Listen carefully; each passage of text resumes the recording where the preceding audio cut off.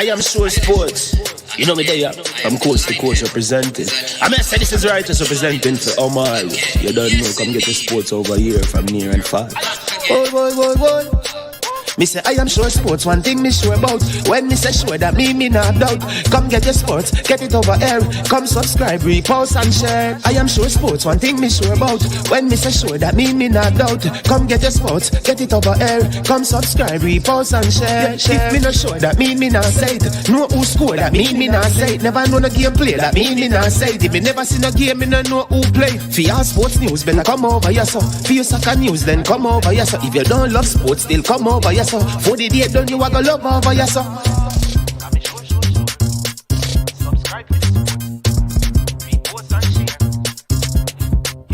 So when it comes on to behavior concerning football, Jamaica is decent. I am sure that if we can get all of these things done, set in place by the end of April, it gives us enough time before the World Cup campaign. Not afraid of no Brazil, no Argentina with these crap of players. We are good enough. Remember to like, subscribe, share. Listen, comment. Let me know what your thoughts are.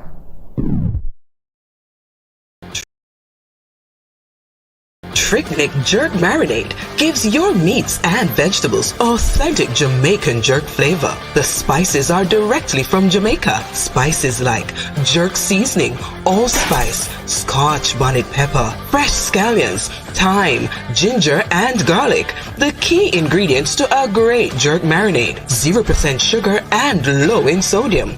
You want to try it?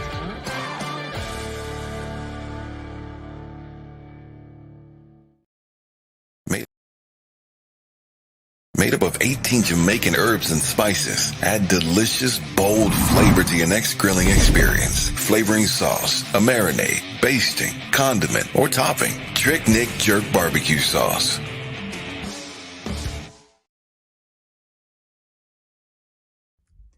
You better prepare yourself for the big time so you can tell the kids about it. Yo, this is Delirang. So remember, Green and Yellow Organization presents the annual Ali Cup Junior Football Tournament. It's an invitational thing, so you know it loud. August 10, 11, and 12. You see, August 10, over states. August 11, Jamaica College. And August 12, Excelsior Ground. So that when you're loud, it's proud, because we're going to bust the crowd and the cloud. Never shout out to Sambo, shout out to Chris Bailey, shout out to Scholar. Remember, the sponsors are there. Babsy Grange, True Juice, Western Sports, Sportsmax, and Sam Isaacs and Son. Delly Rankin say that when a big Ali Cup Junior Invitational Football Tournament. August 10, 11, and 12. Be there.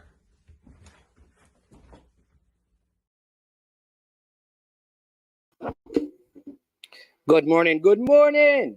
Is it good morning or good afternoon? Good afternoon and welcome to I Am Sure Sports. I am Manningsman. How are you doing today, my people? Hope all is well.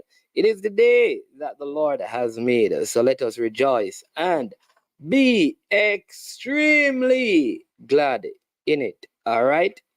Listen, if you want to elevate your life, you have to begin to think big. You have to elevate the level of your thinking. Right? I want to encourage you today to elevate your life, lift yourself up, move from off the ground floor, take the elevator of life and go higher. Why? Because as life is, you know that when you're on the ground, everything looks big, but the higher you go, it is the smaller the things on the ground floor look. It's not that their size has changed. It's not that the situation has changed or the circumstances has changed. But because you have elevated to a higher place, it makes big things look small. And so if you go higher, your perspective will change. So I encourage you to elevate your thinking, elevate your life, elevate your relationship, elevate your moral and ethical values and standards in life, and begin to see things from a higher perspective. And guess what? Some of the things you worry about, some of the things you fear, you will not worry about them. You will not fear them. I also want to encourage you, when we are driving our motor vehicles, we don't spend the majority of our time looking in the rear view mirror. We look through the windshield. And what that means is that don't spend your time looking at the past. Keep your eyes focused on what is ahead. You have ability to change the future, but you're limited in your ability to change the things of the past. So focus through the windshield or the windscreen, not on the rear view mirror. All right, welcome to the channel. You understand me? As usual, we ask you to do a couple of things. To hit the like button, please. Subscribe. If you have not yet subscribed, please subscribe to the channel. Right now, just share this video with someone else so they can be a part of the I Am Sure family. Big up Dean Fraser, Kevin Williams, and Jason in the building. All right, bless up one and all. I also, Triple E, Fabi Frano. Another Mount Pleasant signing, he says, yeah, man, good afternoon. Listen, here's what I want to encourage you to do. Listen, people, please, work with me, no, man. The super chat and super stickers not working. So work with me. Use the Zelle. You understand me? I can't do anything. Trust me, I can't do anything about it until X and Y time, right? So just work with it. If you want to do the Zelle thing, it's very easy. You understand me? KW Media up and running. Fresh God. Blessed love, my brother. All right. So there are some there are some very important things that we're going to discuss. But first and foremost, right? And I've tried to reach out to the player representative and Mount Pleasant as well, and everyone is tight-lipped on this. But from my sources, because man have the grapevine and he has his birds. Trevante Stewart is in serious demand, and all the outlook is that he will not be in Jamaica at the end of this transfer window. Trevante Stewart, the center forward from Mount Pleasant, who created waves in the local league last season, outside of Colin Anderson, let me not outside of Colin Anderson, but along with Colin Anderson, you can say Fabian Reed of Arnett Gardens, but he was consistent throughout the season.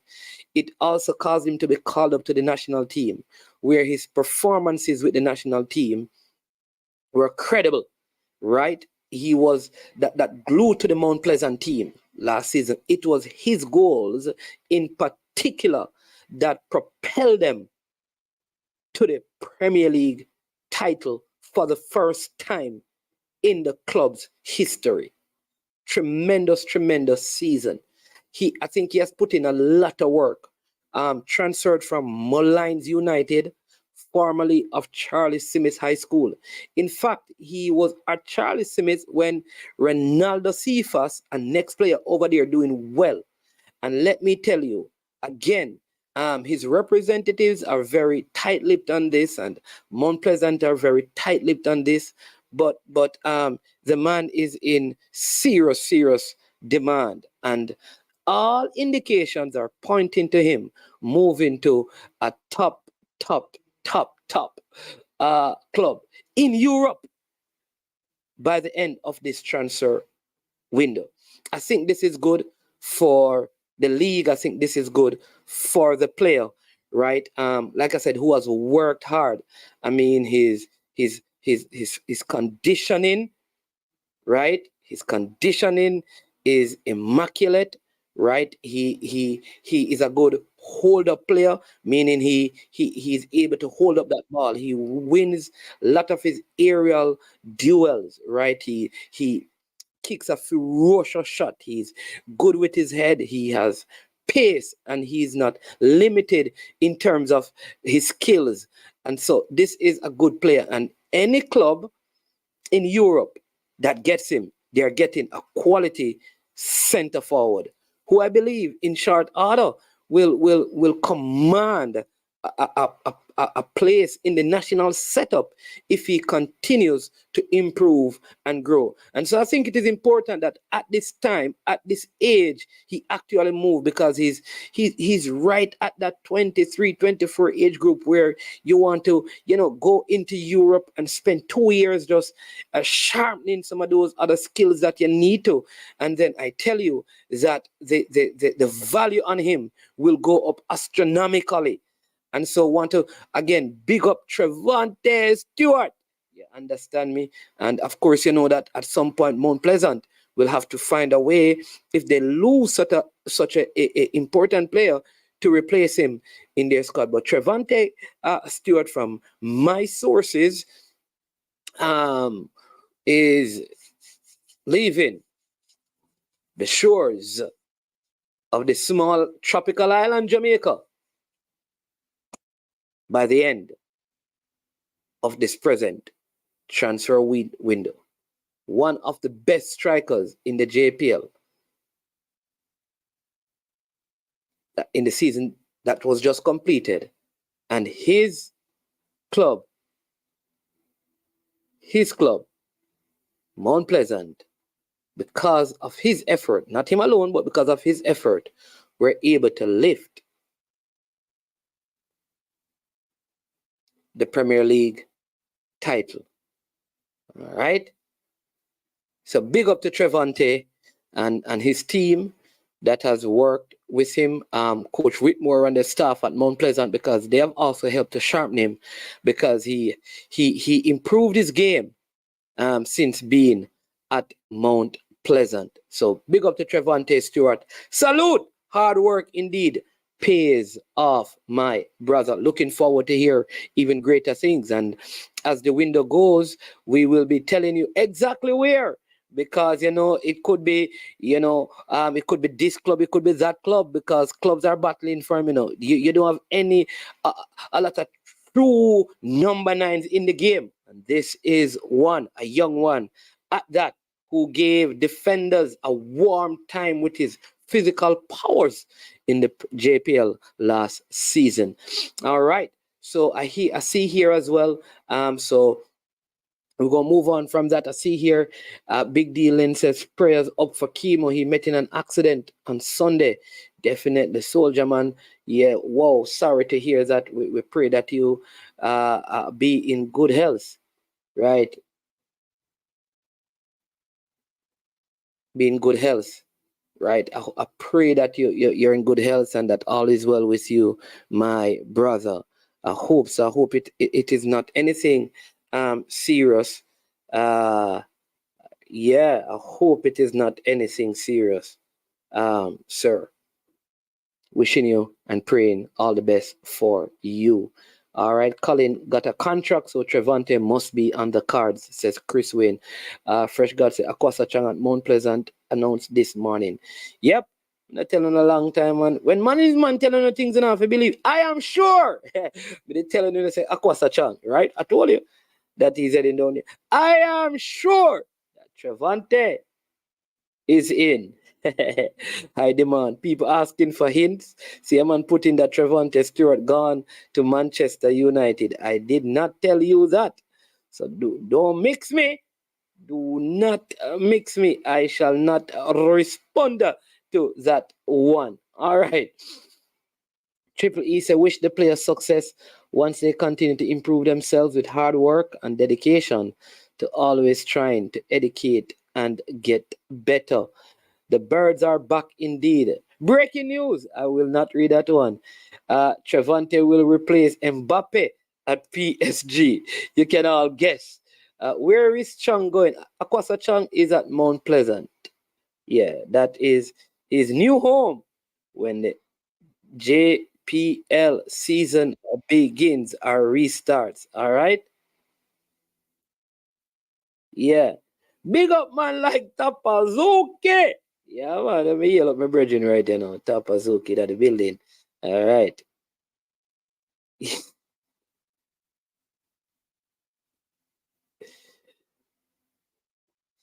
Yeah.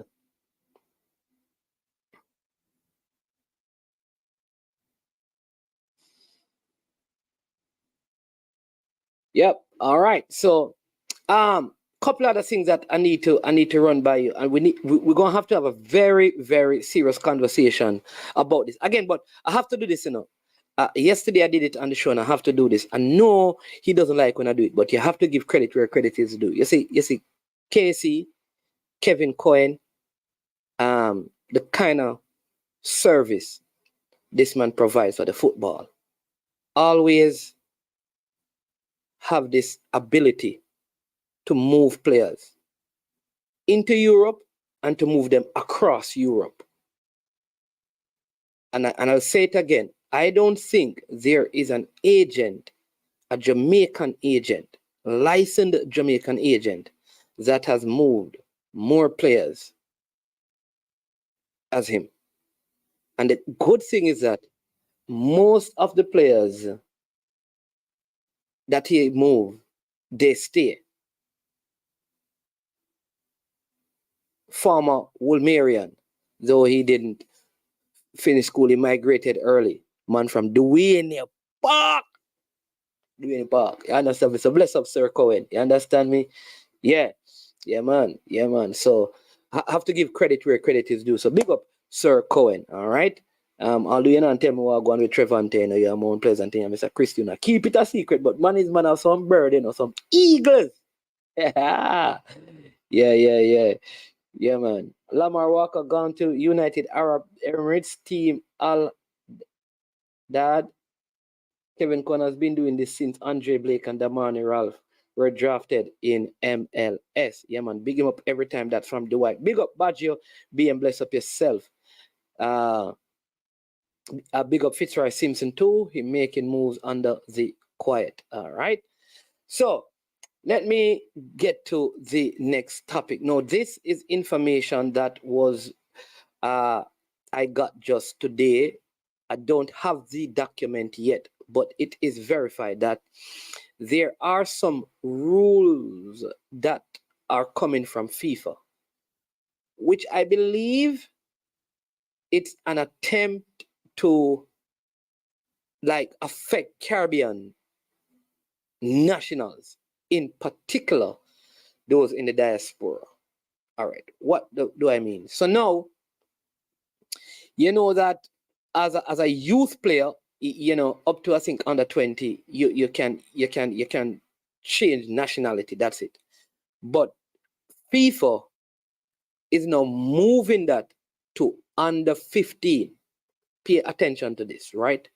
So what that means is the present under 15 that is going on, if you play in it, you only have a one-time switch for the rest of your footballing career. It wasn't like this. So if there's a 14-year-old, watch this, in the United States that can play for, say, Trinidad or Jamaica, it now they have to come, male or female. It is more difficult for them to make that choice, because if they do, they are basically being told that is the nation that you're going to have to play for forever, basically, no matter what. Same thing if you play for the US. And I think what they're trying to do is to ensure that young players develop in their system, stay in their system. From my reports, this happened in the recent under 15 to a couple of players. Well, more than a couple. When I say in Jamaica, when we say couple, we mean more than two. So more than a couple of players face this decision with their families. And I know in one case, the player chose to represent the Caribbean nation, and two players from other Caribbean nations opted not to play because they didn't want to be like stuck with the Caribbean nation. They want to keep the door open so they could play for the United States or for England or whatever. Now, I don't like this rule. I don't like this rule. These are 15-year-olds. And if a person is 15 and they get called up to the United States team, and because there's no official World Cup tournament and they play a little tournament, and you're saying to them they can't move, they can't come and play for Jamaica at under 17. I have a problem with that because there's no official World Cup for the under 15 level. There's under 17, which I could understand, and under 20. But why would you want a player at under 15, which could be a 13-year-old, and say to them, if you decide to represent Jamaica, that is it. If you decide to represent the USA at 13, even if they don't call you at 23, you cannot represent any other nation. I like what Dwight is saying. I think they're basically trying to get players to wait later to represent like smaller countries. Because I believe the big idea is, and I could be wrong, maybe I'm a conspiracy theorist, I believe the big idea is the longer they stay is the less desire they will have if they get better to represent the smaller islands or the smaller countries. So I have a problem with this. And I think, again, that is why, as a Caribbean people, it is important. It is very, very, very important that we find a way to come together to speak to these matters that affect all the Caribbean islands.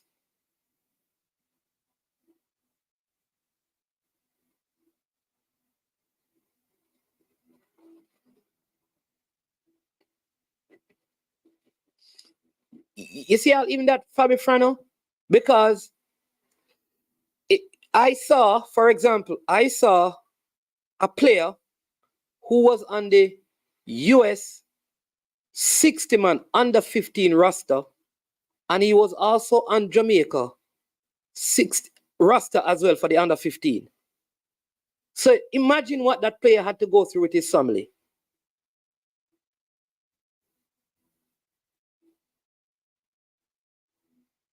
Yeah, like nations like Curacao and Suriname. If these players play for the Netherlands at under 15, they can't. So I think, and I hope Andre can join me, and maybe some other persons from the Caribbean who are listening to this can join and speak to this, because I think it should not be allowed to be passed as a general rule across the board.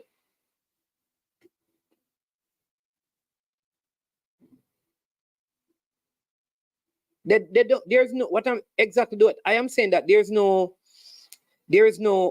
under 15 World Cup per se.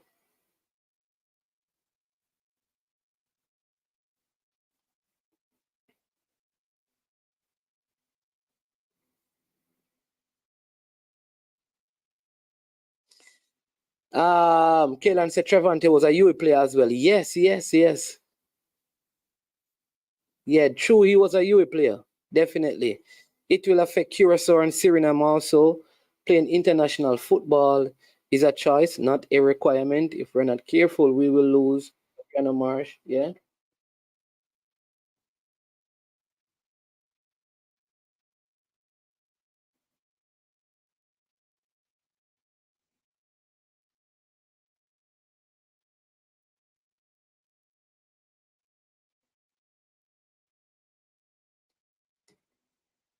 Yeah. That's what I'm saying. So I'd love to get some feedback, because I think this affects the smaller nations more than anything else.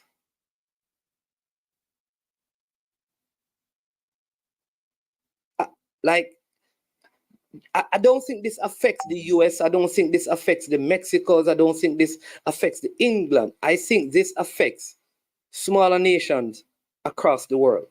Like some of these players who would play for, go back and play for Ghana and Nigeria.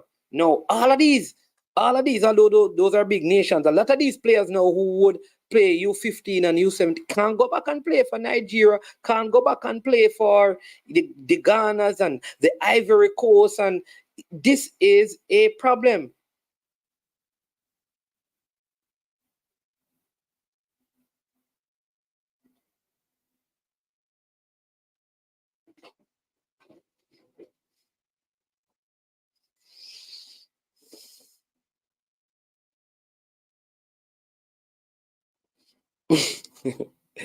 Aishan's Entertainment says, do you think Jamaica,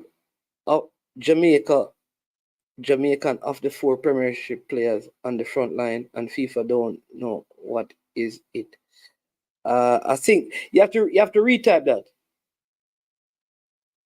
I'm trying to get a copy of it, Dwight Spence, right? So as soon as that's why I said I don't have the actual paperwork yet. But as soon as I get it, I'm going to post it. I'm trying to get it because I want people to be able to read it for themselves and see that, like, I think somebody needs to say something about this. I think it is not going down a path that I think is healthy for smaller nations in football. That is where my issue is. And somebody needs to say something. Somebody needs to do something.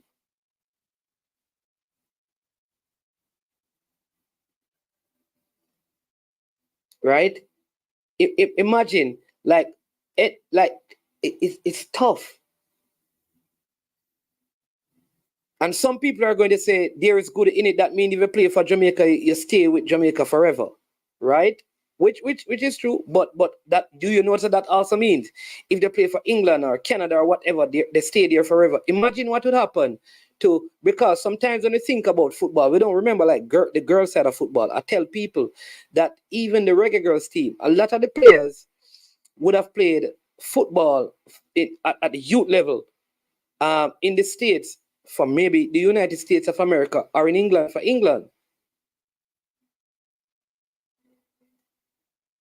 There you go, KW Media. The US suggests this with the kids that they have. That is it. Because they are saying they have their talent ID pool, and then these players are leaving to play for other places. Same thing with England. That is their issue, you know. They are saying that we are developing these players and they are moving, right?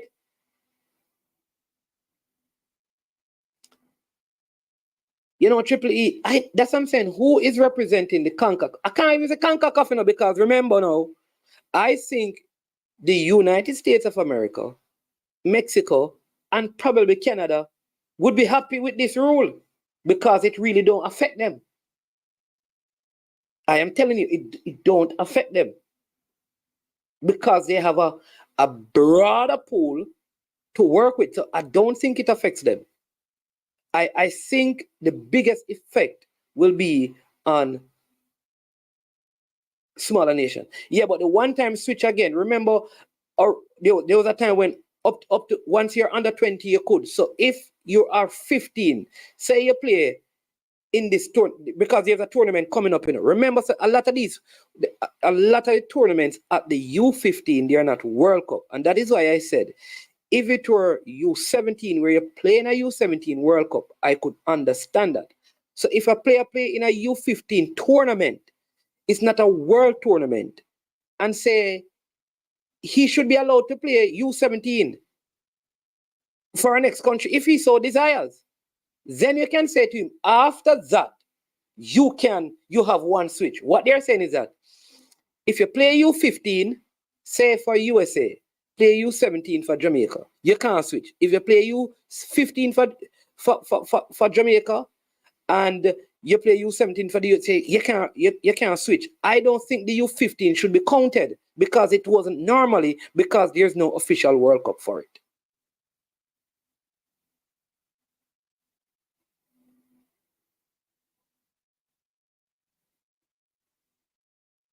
But we need to get the reading of the rule. I'm hoping that before the show ends, I have somebody working to get it.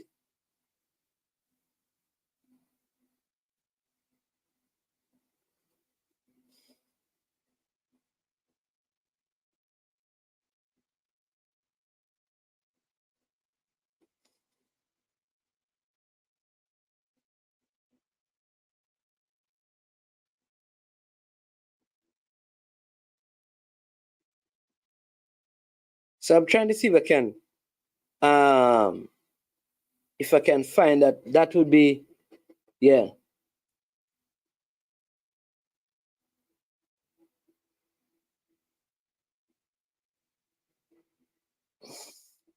We have a call coming in. Oh, let me see if we can set up this call in line right here. We normally wait until the 30 minutes block, which is right on that time. Dwight, are you here? Morning, man. Good morning. Yeah, I can hear you, sir. Yeah, man. Have you seen the rule yet? No. I just see you mentioned. Yeah. But from a legal standpoint, international law, it won't stick. This rule won't stick. So clarify for me. Are they saying that once you pay U15 for one country, you are not allowed to switch, or you're allowed a one-time switch? You're allowed a one-time switch, but the one-time switch in the how it is now is up to the age of 20. Remember, if you're 19, you can still switch now. Once you're not capped at the senior level. Exactly. Correct. Yeah. Correct. You can still switch. What they're saying now is that if you play, say a 13-year-old makes a U15 team, and he gets 10 minutes for the United States, okay. he cannot. So he can move. Say Jamaica call him for U17. That's it. He cannot switch nationality again. What? Right. That won't work. Hold on. Yeah. Let's say you called up for Jamaica U17. Yeah. You are still allowed a one-time switch if you're not capped at Jamaica at the senior level. Right. But you see, but what happened though is that, remember now, they are moving it to U15. Because, sounds like what they're trying to do is not having players play for multiple youth national teams. I think what they're trying to do is say, listen, we develop you should be playing for us. Up to through the youth level. I understand that. Yeah, but that player don't belong to the player belong to the country that the player wants to play for. And his family wants him to represent. Okay, so you should restrict. You should probably try and control your development process. So you only develop certain players, but you should not have a broad development base and then try to control what the developed players do. Players should be I believe a family should be free to choose at a certain age. If I have a 13-year-old and he goes and play in this present tournament that was supposed to keep at IMG, so he goes to IMG and playing this. This is not a world tournament. No, it's a regional qualifying, regional tournament. Right. Regional. So it's a regional. Why should that now be one of the things that is used to determine where he can play in terms of his nationality? So management, where it won't stick, right? And I'm not sure if it I'm not sure in your case or it. So I'll give you my kid. I have family. One sibling is born in one country, the other siblings born in the next. Yeah. And let's say the family's in a state at the time, and then they decide to relocate to Jamaica.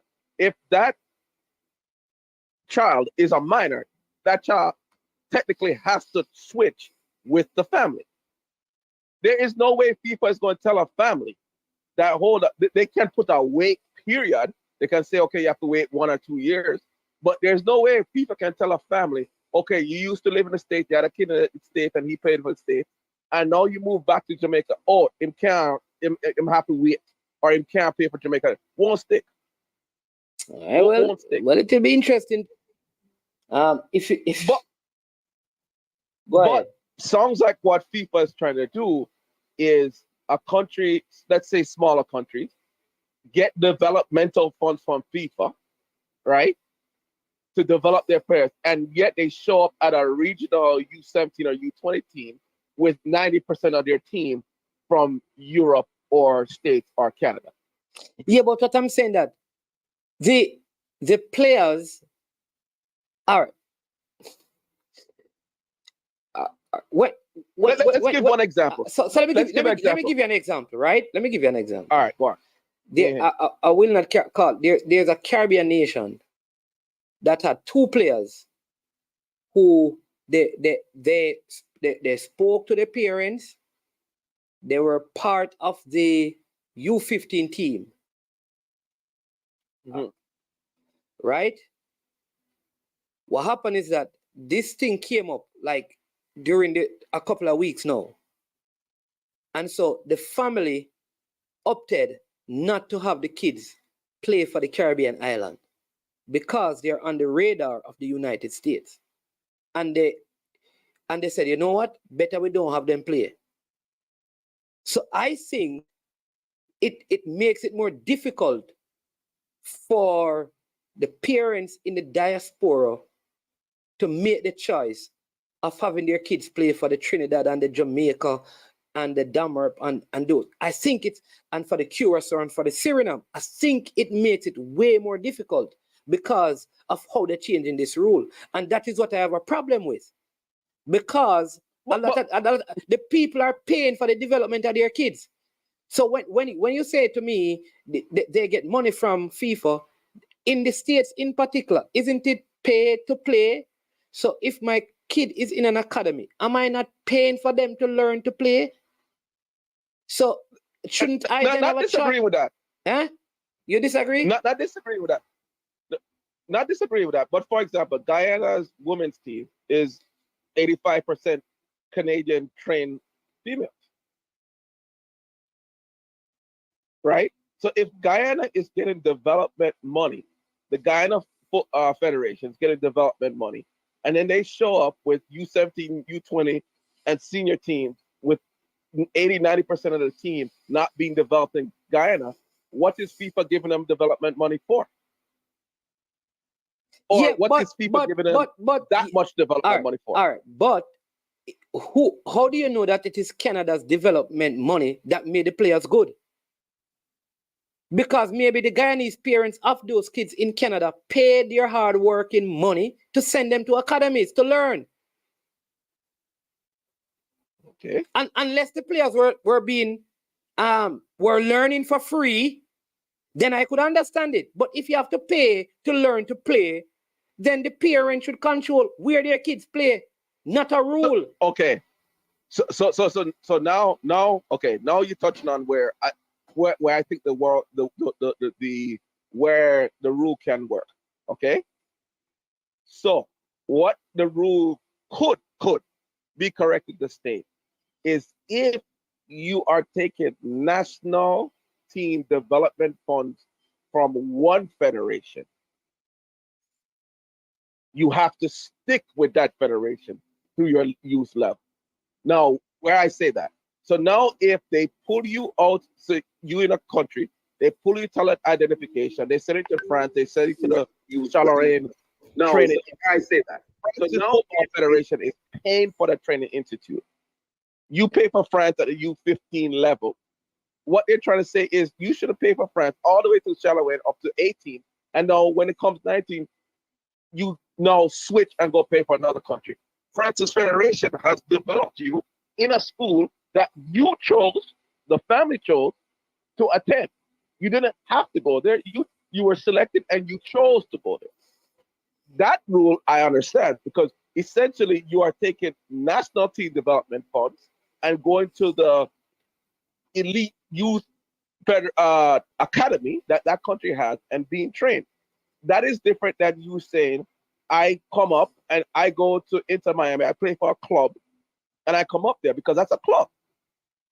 But if you go to the national training, or for example, Canada has their OD, it's so many OD, but Canada had four development centers for females. If you choose to now leave your club and go to those development centers, now you're taking Canada soccer money and you're accepting that. So with you accepting that comes a responsibility. So, but, all right, here's where you and I probably I'm going to struggle with this idea because going to the Canadian Soccer Academy owned by the Canadian Federation, it may be 100 players and they only select 30. So, are you saying I should not play for a next country because I was trained at the Canadian Soccer Academy, though I cannot make their 30 woman or man roster? If you were part of the 100 and you sit in that Canadian Academy for 2 or 3 years, Yes, I think there should be a restriction on your movement because I essentially Canada has I don't, okay. All right, I don't let agree me with give that, you what. but you can't listen. Remember, they don't have in the academy 23 persons to make up the squad. They probably have 60, but they will only need 20. So what happens to the But other 40? they're still paid money, and the Canadian soccer is still investing in the time that they were there. So, all right, let me give you an example how Jamaica wouldn't like it. Hold on, let's flip it, and I'll wrap up. Let's say the JFF and SDF in Jamaica said, listen, we have a talented group. We're going to host them at the Burrell Center for 2 years and development. Then 60 players. SDF, taxpayer money, JFF money, local Jamaican money, football money, pays for that to get them developed. Well, let's say they come 2 weekends per month and they overnight the weekends. Now, one of the youth them get cut. And he say, man, we never met the 23, we get cut. But watch here. The father, Trini. So we think we can make Trinidad spot. And now him come up and pay U17 for Trinidad against Jamaica, a player that the JFF and SDF taxpayer money developed. That right? Not because he couldn't make the team. So, because if I go against that, here's what's going to happen. The teachers that the government of Jamaica pays some of their tuition and the nurses and the doctors at UWI, should they go and work in the next country? We're not talking about teachers. We're talking about footballers. We're talking about footballers. It is investment. We're talking about footballers. But it is the same. So my question to you. No. Do it. What do it, sir? It is investment. So what you're saying is that because the state has spent money on you, you are now the property of the state. No, because the state has spent money on a footballer, and you chose to attend that academy because they didn't make you go to the academy. You chose to. Well, just like the doctors chose to go to UWI. And the government pay part of their tuition. So, should the state control where the doctors work? If there are not enough spaces in the hospitals for them, should they sit in Jamaica and not do anything or go into a different field because they have been taught with state money? Hold on. All right. So let's see where I go. No, right there. So we know a few doctors. You tell me, there are government doctors who go to UWI. Government pay for them on scholarship, and then come out and them can't find job in Jamaica. I not believe that. No, what I'm saying to you is that when you do medicine in Jamaica, there's a large subsidy from government. Yes, we know that. Yeah. All right. So, seeing that it's subsidized by government, which is if a footballer development is by government, it is the same thing. It should not subsidize. Yes. It should not limit the player in terms of where they should play.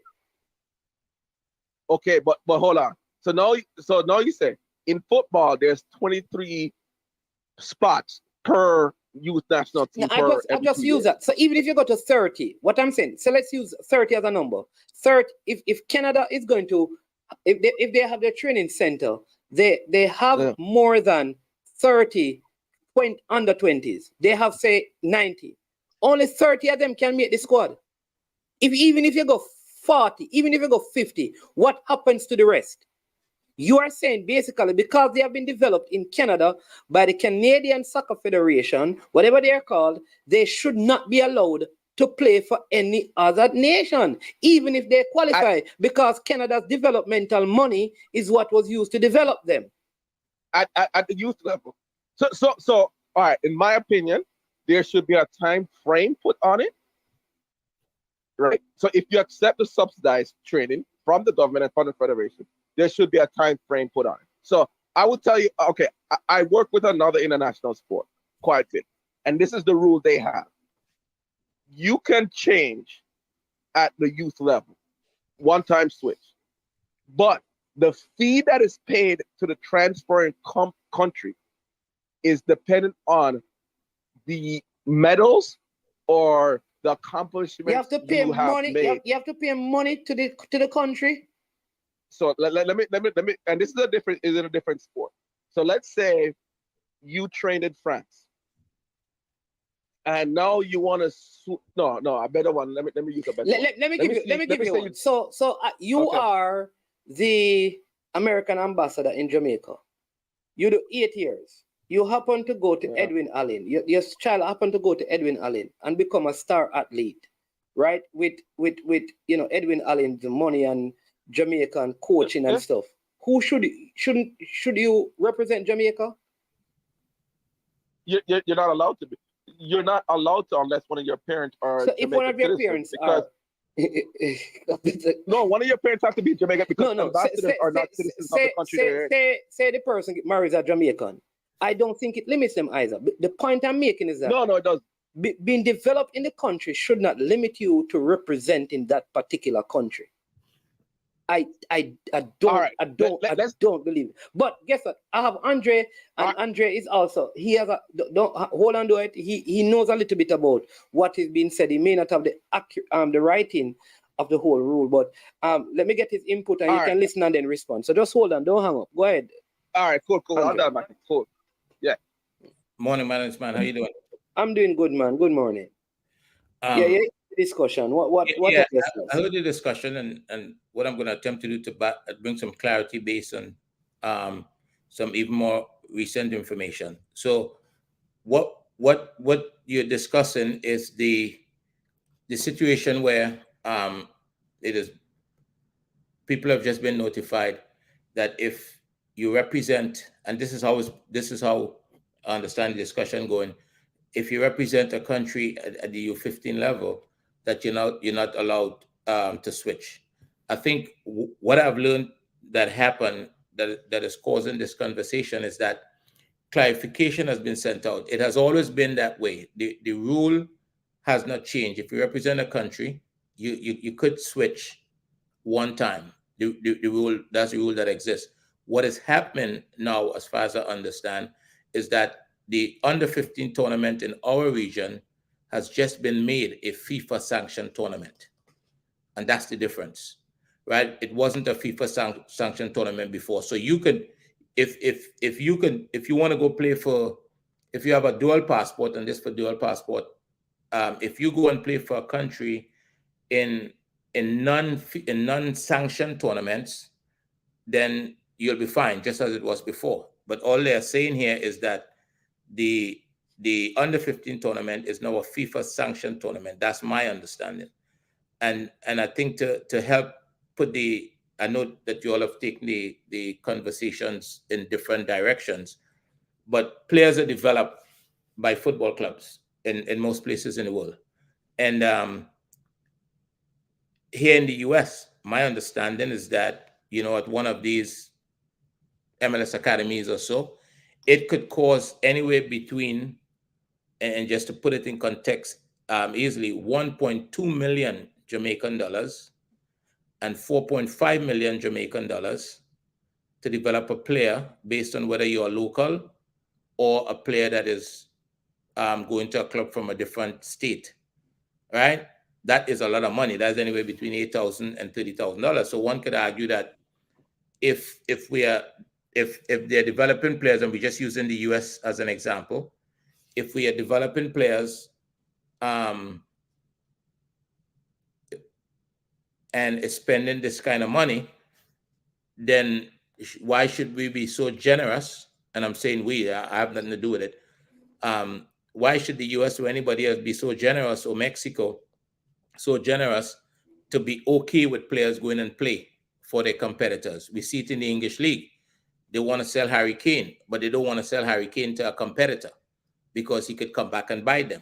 So you look at a player like Julian Araujo, who has a dual passport, could play for America, could play for Mexico, played for America at the under 16, under 18, under 19, under 20, under 23 level, and then decided he was going to go play for Mexico, right? He's now at Barcelona, at the Barcelona B team. So you look at that situation, and you probably could understand if I'm not saying it is, I don't know, if that is the motivation, I think one could understand that. You understand what I'm saying? But I don't think that is, I think this whole thing came about only because I shouldn't. I don't know that it's only because it seems as though it came about because the under 15 tournament is now considered a FIFA sanctioned tournament. So that's what caused the. So which means that in our region, now from the under 15 level, you can't switch nationality. You could switch one time. You have One one time. time. Yeah. And no, this normally never applied to our under 15 tournament. No, that's my understanding. It did not because it was not a sanctioned tournament. I think though that under 15 to do that because there is not a global under 15 tournament. That is the issue I have. Like, do you have the under 17 World Cup, under 20 World Cup? Why would FIFA do this to an under 15 tournament that has like club teams in it? So understand what I just shared. What I just shared with you. Yeah. Understand this. And this is a hypothetical. If you are working at a football club here in America and you're spending anywhere between 1.2 million Jamaican dollars and 4.5 million Jamaican dollars to develop a player, and we don't know how much the national team spend because they go to tournaments in Spain, they go to tournaments overseas, they bring players in camps regularly, maybe 2 or 3 times a year. So they are also investing a chunk of money. If you are responsible for that process, would you be comfortable? I'm not saying they're right. Would you be comfortable saying, hey, it's okay to go and represent Jamaica so that you could come and beat us and talk about it on YouTube or in the media? All right, let me say it this way. I understand what you're saying, but isn't a great bulk of that money, especially in the United States, paid by the parents? No, not at the MLS academies. At the other levels, at the other youth levels, is paid by the parents. The MLS academies invest, and we're talking about the coaches, we're talking about the facilities, we're talking about travel. So, for example, the reason why I said anywhere between 8 and 30 for some clubs, depending on the club, if you're in North Carolina, for example, and you bring a player from Colorado, that player has to have somewhere to live. Right? And you have to provide that accommodation, whether it's with a host family or whatever the case may be. And that comes at a cost. Right? For some clubs, you have to deal with education. The family might pay that or the club might pay that. I don't know how some clubs are set up. I don't know if any of them paid, but there is a cost. There is a cost, a real cost. There's flights, stay in hotel to play games, medical doctors, everything. There is a real cost associated with it. So should their money should come from, that's why when a player, there's something called training compensation. So if you're 15 years, 16 years old, anything after 12 years old, if you want to go to another club. I mean, we heard last night, just think about it. And the reason why I give this in Jamaican dollars, we heard a club owner last night saying that his investment for the year is 100,000 Jamaican dollars, right? Which is about $600 US. Yes, that's his investment, and I'm not disparaging it by any means, right? I'm just saying when you look at, and this is the professional game, so when you look at that versus on the minimum side, $8,000 for the development of player, I think you can see why the argument potentially, I don't know that happened, could have been made to FIFA to complicate the issue for us. I have a bigger question to ask you, but we have a caller online, so we're going to take him, hear what he has to say on the matter. See, Cataract saying that it shouldn't apply because 15 and 17-year-olds are not adults. But we're going to get to that because I have a bigger question to ask you on the point that you just raised. And welcome to the show, Gunners Boss. Good afternoon. Yeah, big up yourself, man. Big up yourself. Yeah, always have to get this. Andre, big up yourself. Yes, boss. Yeah, man. Mornings, man. Yes, sir. I tune in and I see this headline. Not the first part, but the last part where you say JFF must ask. Repeat about that. Can you read it back to me? We don't reach that part of the discussion yet. JPL cannot develop players. It sounds like JFF and the people. JPL. No, man. It says JPL. JPL cannot develop players. Oh, JPL. Okay. Well, yeah, man. Well, you what happened? Players development of players start from the grassroots, from early age. Yes. All right, so we are going to well, you say you don't finish to that part. So I guess I just have to stick around and hear what you have to say. Yeah. I talk about that. You better. Because I just tuned in like 10 minutes ago, you know. Oh, we're talking And about some rule change with under 15 tournament. Oh yeah. But yeah, that was I want to ask you about that. So what is the rule changes about? So we have a regional U15 tournament, and what we understand is that FIFA is now a FIFA tournament, which means if, let's use worst case scenario, a 14-year-old plays in it, they're saying that he has he cannot switch again, right? Or he has a one-time switch. He has a one-time switch in terms of nationality. Just for clarity, to make sure you're saying the right thing. The understanding is it's now a sanctioned FIFA tournament, but it's run by CONCACAF. Right. Mm-hmm. So say me, my 14-year-old represent Jamaica as a 15-year-old. He cannot change. He can only one time. He can change for another country. But if he do it more, if he represent more than one. Now you're going to have to get clear on some FIFA and all of that for him to play. Previously, for him to play for, because it's a FIFA sanctioned tournament, another country. Right? So, to play for the USA, which will make you consider, like, probably make it difficult for you to, if your son is in the US and he's on the US radar, it will make it difficult for you to want him to play for Jamaica, given that he could, quote unquote, end up being stuck in the Jamaican system. What, my name's man? Yes. Did I actually say the other day with the influx of players that we are seeking? And when we say them things, people say me say foreign players, you know. But I not call no Jamaican foreigners, you know. But you understand, but the people them want to get technical and say them are beat people want to send me after the rank. If we are not, again, Andre, concentrating on the development of our youths locally, it might affect us. And that's what I said the other day. And that's why I said we have to pay a lot more attention to our local football and develop players from early age, from high school, from my son coach American football and him start coach them from them at 4 or 5 years old. You have 4, 5U, 6U, 7U, and all those go to 9, 11, 12. And these are the people who used to become the Terrell Owens and the Patrick Mahomes, because you started them from them young. So when them reach time to go national, whatever it is, Bronny James, LeBron James' son, get well soon youth, and all those kids. It's because them in our system from early. So by the time them reach a certain age, them ready for national and professional duty. So it have to start from the minor league. Like Jamaica football is like when Manning Cup and them thing and Premier League done. We don't have no football after it. What about the rest of the year? We're supposed to have football up in Jamaica where there's a tropical island year round, you know, so that means when schoolboy and all them things they done, you know, you have some little tournament that go on, you know, and them things where the youth them can go play some football, whatever is there for them, you know, and the exposure and the experience, them can go across the island. And if you have a good team and some people sit them and then can go overseas to play some match. And so we are going to develop the talent them from early. Yeah, I understand that because you have to go carry you to you. Go ahead, man. Yeah, because we're going to get to the developmental part, and I'd love to hear that. But we have the Psycho Bunny live in the house right now, so we're going to let him chip in, and then I'll call you back when we get to the development part of the discussion, which is next. All right? Yes, I'm here listening to what's going on. Who is Psycho Bunny?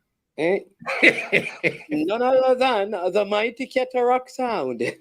Well, I was going to beat Reggae Vibration, but the last time him come on, man, the people have beat him for me. Tell him soft like putty. So, man. Yes, sir. Cataract, you know, them no have no sound, you know. Them glad when me make all one little speech and some people in the comment when I understand my levels higher than where them at talk out, because them are wait for people for the team to be great before them jump on. I am saying, don't beat JFF, go out and beat your Premier League or your Jamaica and your school them and your academy them when I develop player where we can choose from. And them when go beat, and you can beat me Cataract. All right. Don't worry. When did you say it was? Thanksgiving or Labor Day? Which day shall be the assassination? Thanksgiving or Labor Day? Just tell me. I lick a lava, a baby in our business, and I lick a lava can be a business. He's asking when is it Thanksgiving or Labor Day? Which one? Just tell me so I can make space in the calendar. But my name's man. I would love. He's asking you about the clash, the sound clash between Cataract and Reggae Vibration. Is it Labor Day? But I never tell him say I give him no sound clash. I tell him every Thanksgiving. Hold on, Cataract, man. Let me repeat what I said. Wrong move, rally. Cataract. This is the biggest reverse since the one false start rule. No, that's not what I said, Cataract. I said, and if people in the comments who listen can verify if this is what I said. I said my son have the biggest Thanksgiving party in a Brooklyn, New York, every Thanksgiving Eve. Therefore, I going to give you a date if you want a date to play at the party. That's what I ask your brother. I never tell you say you have a class with Reggae Vibration. You never have that conversation. And the middle of the chat. Boss, I'm going to let Cataract finish because the people are here. This is what happens. Man is man. We can stick and stay with the discussion. All right? Man is man. I'll call him. Pick up yourself. Man is man. This is what happens when a song boy run off his mouth and then goes on YouTube and sees the litany of sound where the sound Cataract right off. And so it's a whole. Me never know say a picnic party. Hold on, man. Me never know say a picnic party. The man invite me to Brooklyn to come play with FIFA and cake. Let me get her. I'll be quick. I won't hold up the show. All right, Andre. But let this be a lesson to all. But I don't want to hold up the show because I am playing at a all-red party. This is no support for Trinidad and Tobago. Why you have an orange? So hold on. It's red. It's red and blue. It's red and blue. It's an all-red party, and may I go set up the song. But I'm here chilling in the National Commercial Bank, sitting in having a giant line, oligarch lifestyle. If you want to collect any money today, please try and come. There won't be any money left in the bank because Cataract has entered the building. Yeah, sitting in the manager's office. Understand the oligarch lifestyle. People who don't understand the oligarch lifestyle. But Manins, I want to ask something though. Seriously, hold on. I'm trying to say something. I know, man. This is your platform, but have you suspended the rules of the platform? I mean, I know that you like people to put their phone landscape because it looks better in terms of the standards of the platform. I understand. No, I can't expose the other people who are standing in line in the sun. When guests come on, this is a financial institution, sir. I have to keep the identity of the other persons who don't enjoy the luxury of sitting with the manager safe. Okay. But I'll be gone. I won't be very long. As soon as I pick up the funds that are sent, and I'll be on my way to the venue. Mannings, I do want you to examine though about the issue about whether children can make a decision that can impact them for a lifetime. Because my understanding is that it runs the same as like a contract, where you can enter into any agreement that is binding if you are under the age of 18. Yeah. So anybody under the age of 18 would not make that decision on their own. The parents would make that decision with them or for them. And I wonder if Neil Salvin or any of the lawyers could come, You're muted, Cataract. No, I was listening to my friend from Trinidad. Yeah. So that's I'd love to hear. But Andre, I did say the lawyers. Not. I know you're a father of two lovely But young you men, don't know if I have a law degree. You footballers. don't know if I have a law degree, do you? But I you don't know. understand. You don't know if I have a law degree. I So don't know if right you now have a you're law on degree. shaky You ground. don't have none. Yeah, you're on shaky You ground don't right have now. none. You know that? You don't have none. You have a football club, and you have a son who needs counseling Okay, after so the Chris, treatment by Demari Gray. so Chris, come and That's read what the that's news. that's Cataract. where the Come thing and is read at. the news, and you have a law degree. You read the news with a law degree, Yes, people that not read the news because can you have were a law on the program yesterday with your friend in his blazer, talking all kinds of things about Trinidad. You know, you're talking to the kings of the CONCACAF, the reggae boys. Um, um, So Cataract, what you want to find out if they're legally, even if if the legally, parents, no, on the if the 17th, parents true, right? if the parents choose for the kid to play for, you're saying, but isn't it a matter? Isn't it parental consent is a legal thing? So I Andre, don't know. That's not. I don't know. I'm not a lawyer, so I just play songs. I would like somebody to tell me. You don't have to be a lawyer to know that. Cataract, I just play parental songs. consent is a legal matter. If you give, if So you sign a your document, parents can sell you into slavery. how we get to sell into slavery? How Oh my God. how we gone to sell into slavery?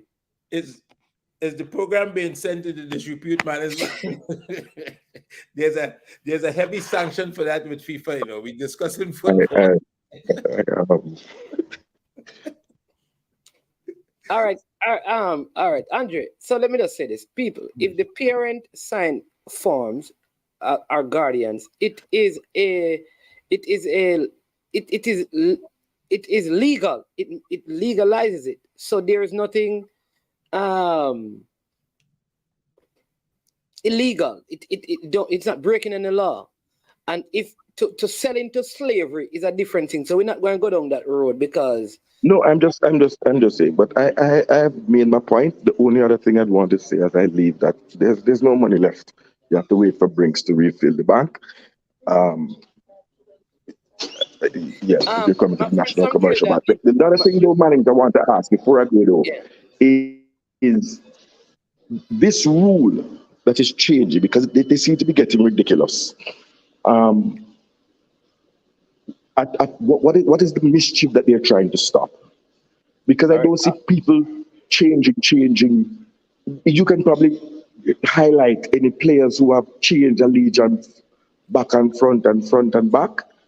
And No, you just I will remember. just end my intervention. Yeah. All right. Pardon me? Go ahead and I'll listen to you, and then So we'll come in. I will just end my intervention by again reiterating that Vibes Cartel is a better artist than Marshall Montana. And this rivalry will not end ever. Big My up to the friend from reggae girls. I'm not really my a friend. woman football thing, but I have to say I felt very proud.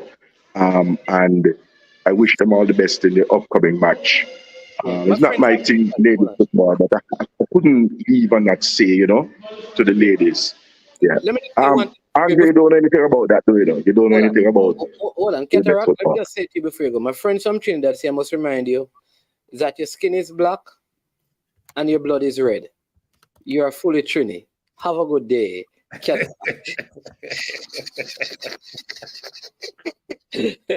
Oh, yeah. Farm to, I believe I'm going to the bleaching store immediately. Immediately. Yes, give that to you. Yeah. Yeah, All man. right. All right. To the man. Yeah. All right, Andre. Yeah. So, but yeah, but yeah. I find the rule though. Like I said, I can understand them being cautious, careful about in terms of monies that nation would spend on development. But why it doesn't make sense to me, right? Is that when Inter Miami takes a player from say Jamaica into their academy, they are not developing that player for the United States. They are developing that player for Inter Miami. So is the amount of money spent even an issue? Because Inter is not saying that, all right, we are developing you so you can be a part of the United States team or a part of the Canada team. No, we are developing you to play for Inter Miami. And you representing Jamaica or Trinidad or Barbados or St. Lucia doesn't affect your status at Inter Miami. So it doesn't. It really doesn't. All right. But there's two things that we seem to be kind of mixing together. Right. So there's one. If a club anywhere in the world takes a player from Jamaica, that's between the clubs. And if the system is set up properly in Jamaica via the federation, then that club would be entitled to training compensation, right? Yeah. And that's as somebody, if that player left the club after 12 years old. And that training compensation could probably go on until that person is 23 years of age, right? Something of that sort. Or they could negotiate a fee for that player. So that's one aspect of it. Who the player chooses to play for as a national team, if he has dual passport, that's really up to him and his family, right? The club doesn't get involved in it. The clubs, what I understood, it was informative, right? No rule has changed. Is that the tournament, I understand, has just become a FIFA sanctioned tournament.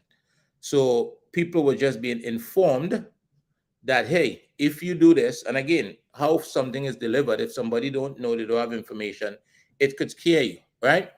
If you do this, you're now tied to this country, and you have one time that you can change. A lot of these players may not be on the radar of the U.S. national team or Mexico or whatever. So at 15, it's an opportunity for them, and it's up to them if they want to go take that opportunity and play for that country. Now, as they progress through the club, right? You mentioned Inter Miami just now. As they progress through the club, and look, we can't miss the fact that if a player at 15 years old, right, all things being equal, player is talented, plays in a FIFA sanctioned tournament for Jamaica or for Trinidad, that is different to if that player plays for, let's say, the USA. The player becomes way more marketable, way more valuable faster because he's played for the USA. That's a reality. That's not me. I'm just delivering. Yeah. So that's a reality. So opportunities in Germany, in Europe, in other parts of the world becomes more frequent. We have just played, if we talk about Trinidad, we have just played an under-20 and an under-17 tournament in CONCACAF, and nobody got a contract from it.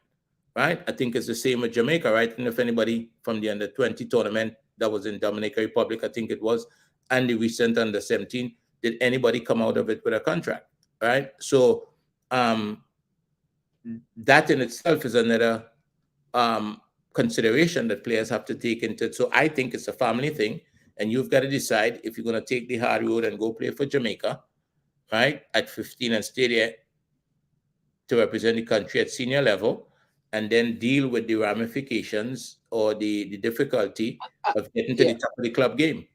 I'd love to hear FIFA's rationale for making a regional U15 tournament FIFA sanctioned, though it doesn't include, it's an invite tournament, so not all the teams in the territory are a part of it.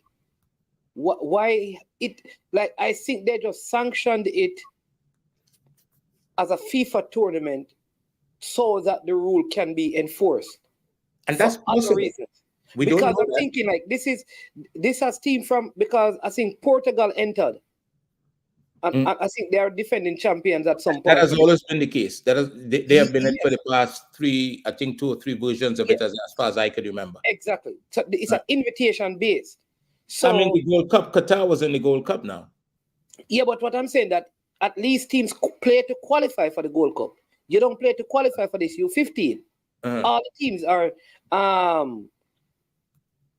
are basically invited. So what if St. Lucia never gets invited? So that is the issue I have with it. For FIFA to sanction it, I think it has to have a global reach, and it doesn't. So it is very territorial in it's allowed the rule to be applied very territorially. Because is it that they're going to go around on every U15 tournament or every U15 game played amongst nations, then they are going to sanction them as FIFA games.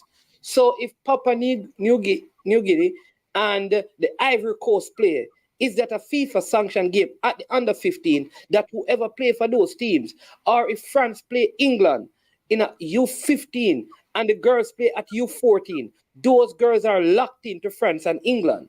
Are they going to do that? Or this is just something that will apply to the CONCACAF region by itself? Because I don't hear it being applied for any other under 15 or under 14 game. Or maybe team should not. Maybe Jamaica should not enter the U15 tournament and the U14. Remember, the information is scarce, right? I was well, just, that is true. I just happened to have a conversation, but he was aware of what's happening here. But Yeah. the information is scarce, and we don't know if it's being applied globally. And look, international tournaments provide exposure to young players. So you know, the idea that maybe Jamaica shouldn't, I don't think it's in the best interest of the players, right? To rob them of the opportunity to play against another U15 team from Portugal or from the US or from Canada or whatever. That's part of the development process on the international side of the game. I don't think that this is something that FIFA just got up and did, right? It must have been lobbied for. Somebody must have brought it to their attention because there's an interest. And the argument, and this is hypothetical, if some countries believe that we are developing players and we are losing them to our competitors, because football clubs do it as well. I just mentioned Harry Kane, and there have been so many other players in the past that they didn't want to sell to a club in the same league, right? Because that player could come back to hurt them. Sometimes they do sell and they say that player can't play against us. But if we're looking at this hypothetically, if it is somebody lobbied for that on the premise that we are losing players to our competitors, if we look at the investment side of it, I think it's something we could wrap your head around and say, right? And I'm giving it in Jamaican dollars because I think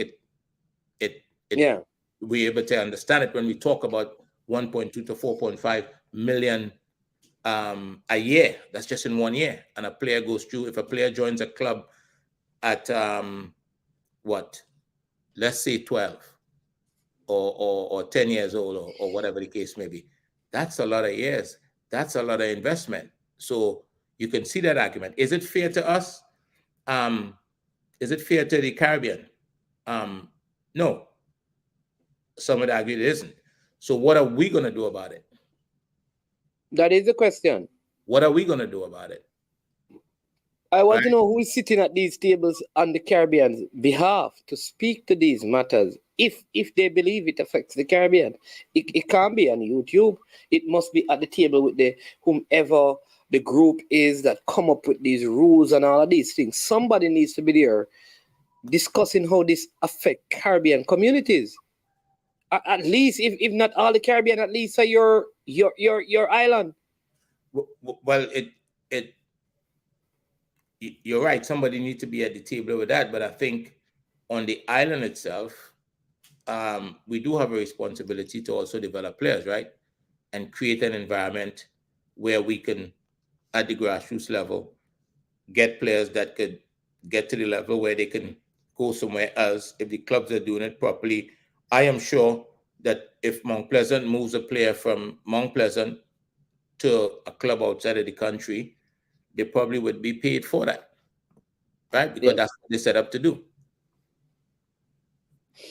Yeah. All right. Listen. So all right. I think, like I said, once we get the rule in hand, I think we'll be better.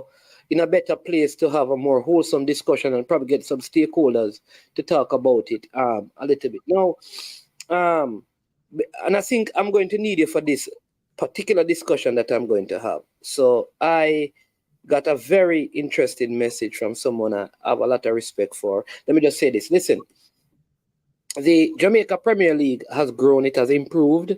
And I think we must always give credit where credit is due. So let me premise my discussion to come on some of this. What do I mean by that? When Mr. Christopher Williams was put in charge, he did commit to doing certain things. And I can tell you that many of those targets have been met, right? He spoke about sponsorship. There has been increased sponsorship. He spoke about the broadcast. The level of broadcast across the region has improved significantly. Apparel, all the teams were the same attire, and you can get replica jerseys, all of that. So that has gone well. There is no betting. The gates have gotten better, and players continue to be sold. All right, and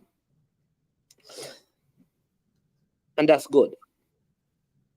However, we must understand that the effective functioning of the league must be viewed, and this is in any of our territories, as a separate thing, though connected in some sense from our national senior team. All right? What do I mean by that? Because in the same breath, where all of that is said, there is this idea that players of Jamaican descent representing the national team, it means nothing, because what needs to happen is that our local league is promoted and our local players are promoted, and they will bring home the goods. Our domestic players. Let me say this, right? And we can't argue, it's hard to argue opinion, but we can look at the facts. And the facts are this, that the teams that have done well globally, the greater percentage and the core of their team have been developed are the major part of the development has taken place outside of their home territory. That is a fact. So if you look at like France, or let's look at Brazil. Though they have good development in Brazil, the team that represented Brazil at the World Cup, majority of those players play outside of Brazil for long periods of their time. Same thing with the French team. They probably have the most players playing all over the world. England and Spain and Germany, they have a lot of homegrown players. Look at Belgium. That's how their players play all over the world. Same thing with Portugal. They start there, they move out. All right? Those nations have higher quality league than our JPL, than the league in Trinidad, than the league in St. Lucia. All right? While they have a role to play in football being played, I don't believe the present structure of football across the Caribbean is designed in such a way that it can properly develop players to compete at the highest level, whether male or female, especially because every single time I hear the coaches at the highest level, up to even last night, speak about, so the coaches at the highest level in our Premier League speak about players, domestic players. Here is what they say. When they come to the Premier League level, there's so much to work on because the coaches at the grassroots level are not doing a good job. For us to expect then, with that sentiment, that somehow if we put these players together in our national teams, we will qualify for World Cups, excluding the players who play outside of the homeland, I think it's a farce and And if anyone has any good intention for the national football teams, their progression, they need to put aside this idea that we don't need nobody from the outside. We don't need, because we have good enough players. There's no facts to support that there are good enough players in the domestic leagues across the Caribbean to go and dominate the world. There's no facts to support it. There's no data. There's no stats.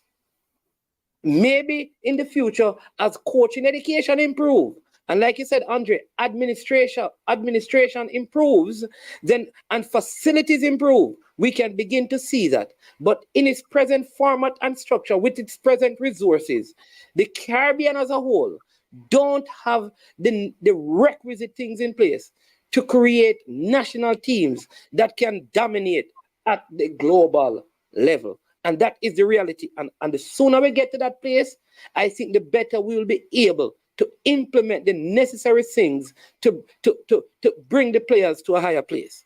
Right? I want to say that, and then I'll let you come in after this. I can speak to Jamaica. We had a Manning Cup and a DaCosta Cup last season. And you can check. All right, there are over 100 schools in our schoolboy competition.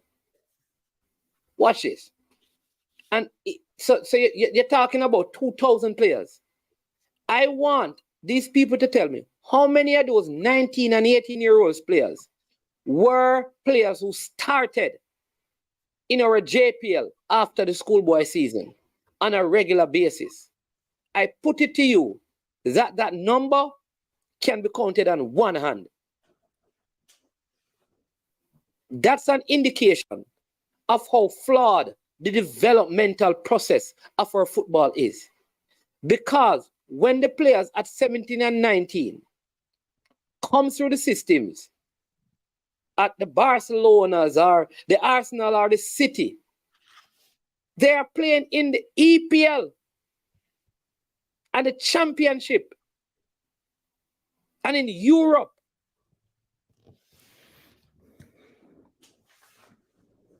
I don't know, Sir Andre, what are your thoughts on that? There's a you mentioned several things there, and I mean, the idea, obviously not everybody is going to think that a Jamaican national team made up of players playing solely in Jamaica could go out and have success in a major tournament, in a Gold Cup or a World Cup, or qualify for a World Cup and that kind of stuff.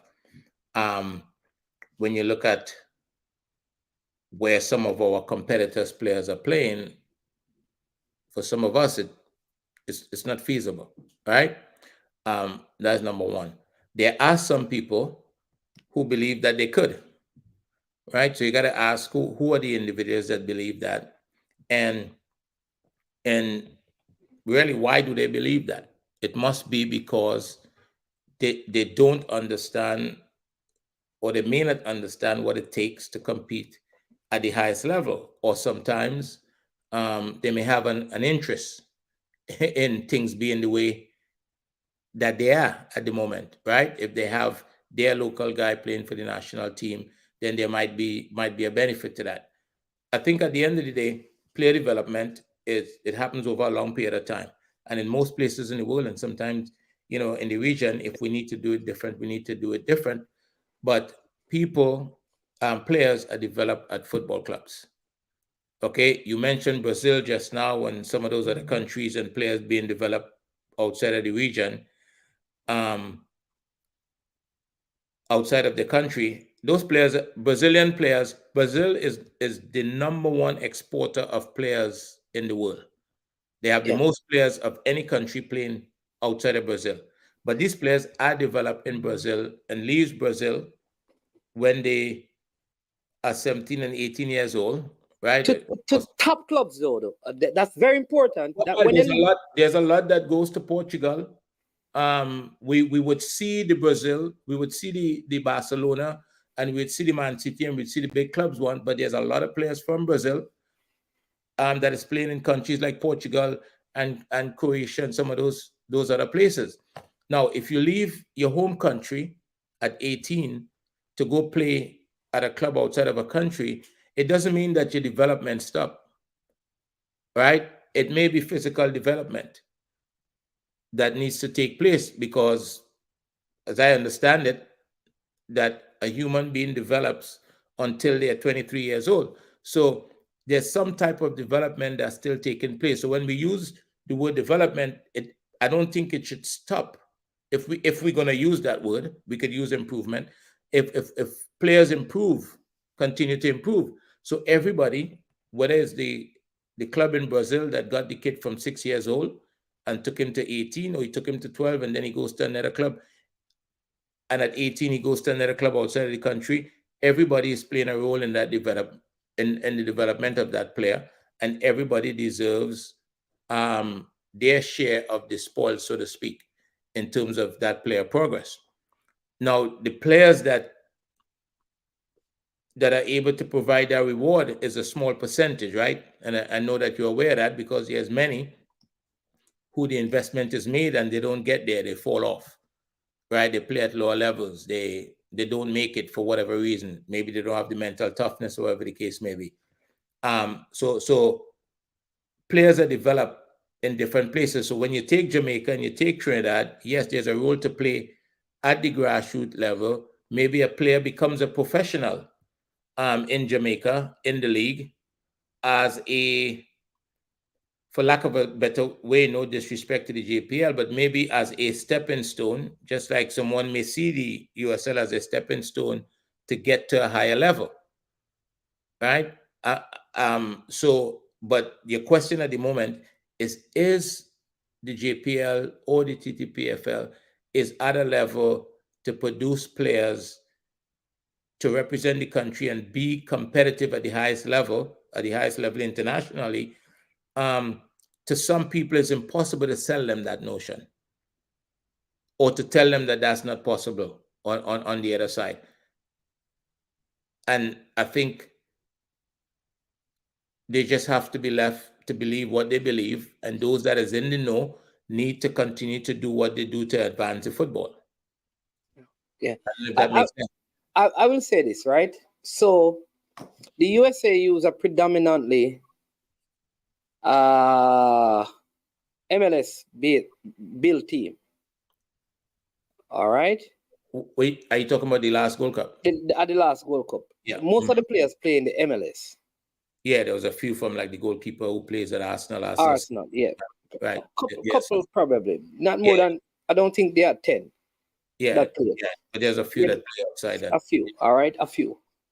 All right. And they were competitive. They had a 1-1 draw with Jamaica. Uh-huh.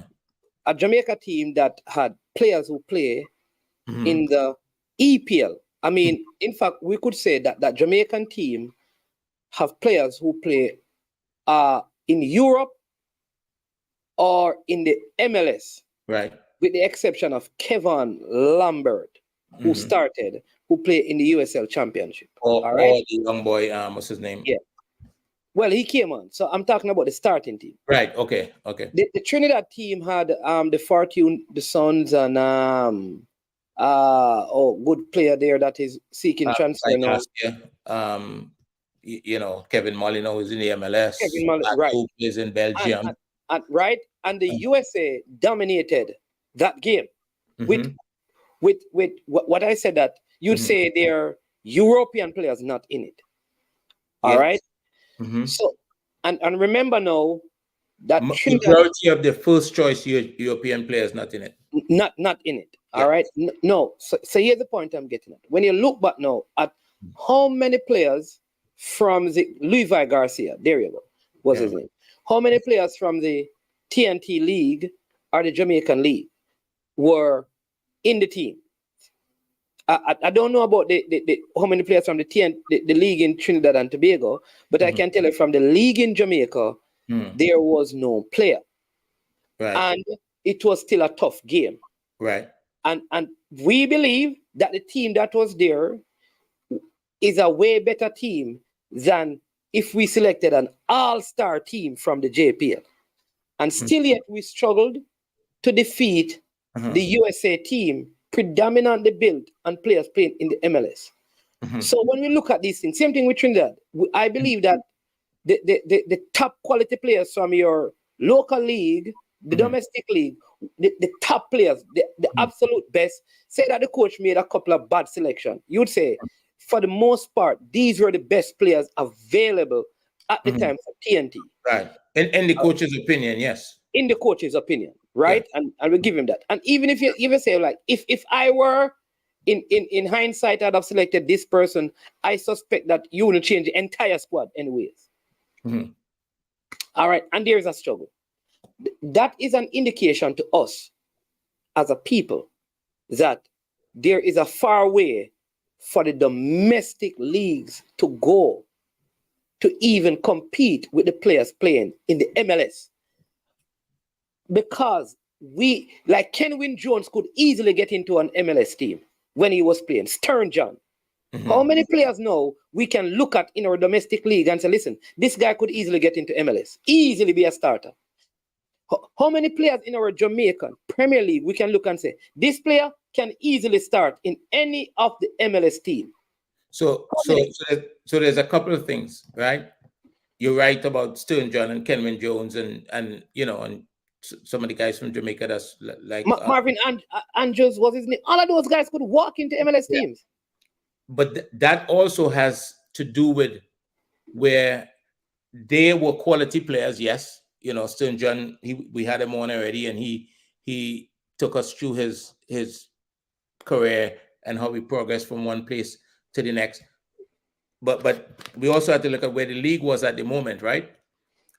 I hear a lot of conversations, and some of this on platforms similar to this, that is refusing to accept that the MLS has evolved over the past 20 years, right? And is in a much better place than it was 10 years before.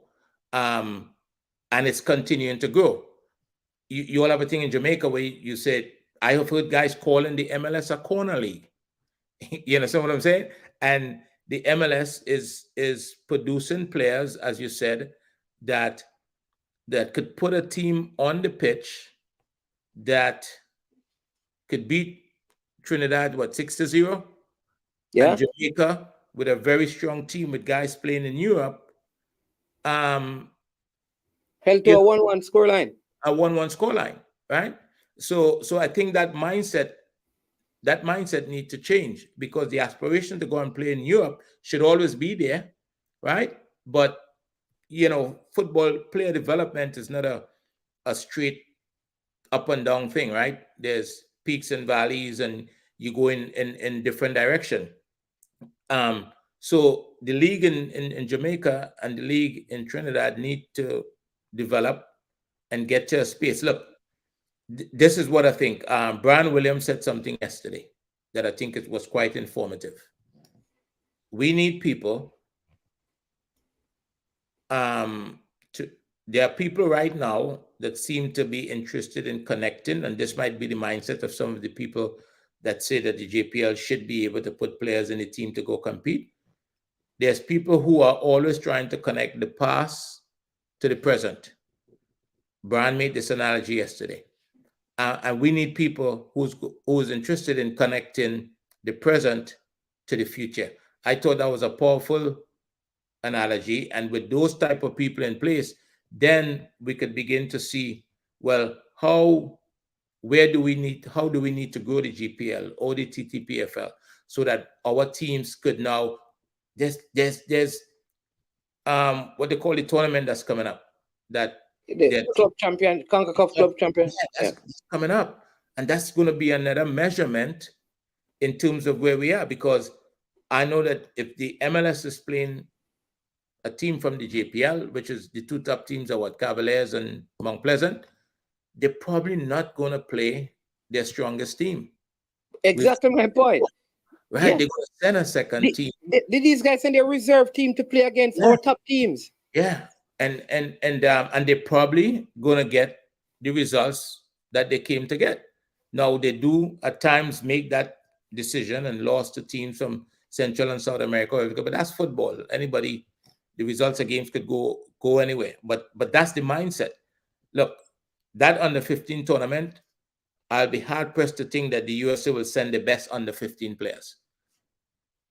The best under 15 players is probably going to remain at the MLS clubs wherever they are because they probably have commitments, but they're going to send a group that they believe that's going to be competitive, which is consistent with what they did with the Gold Cup, right?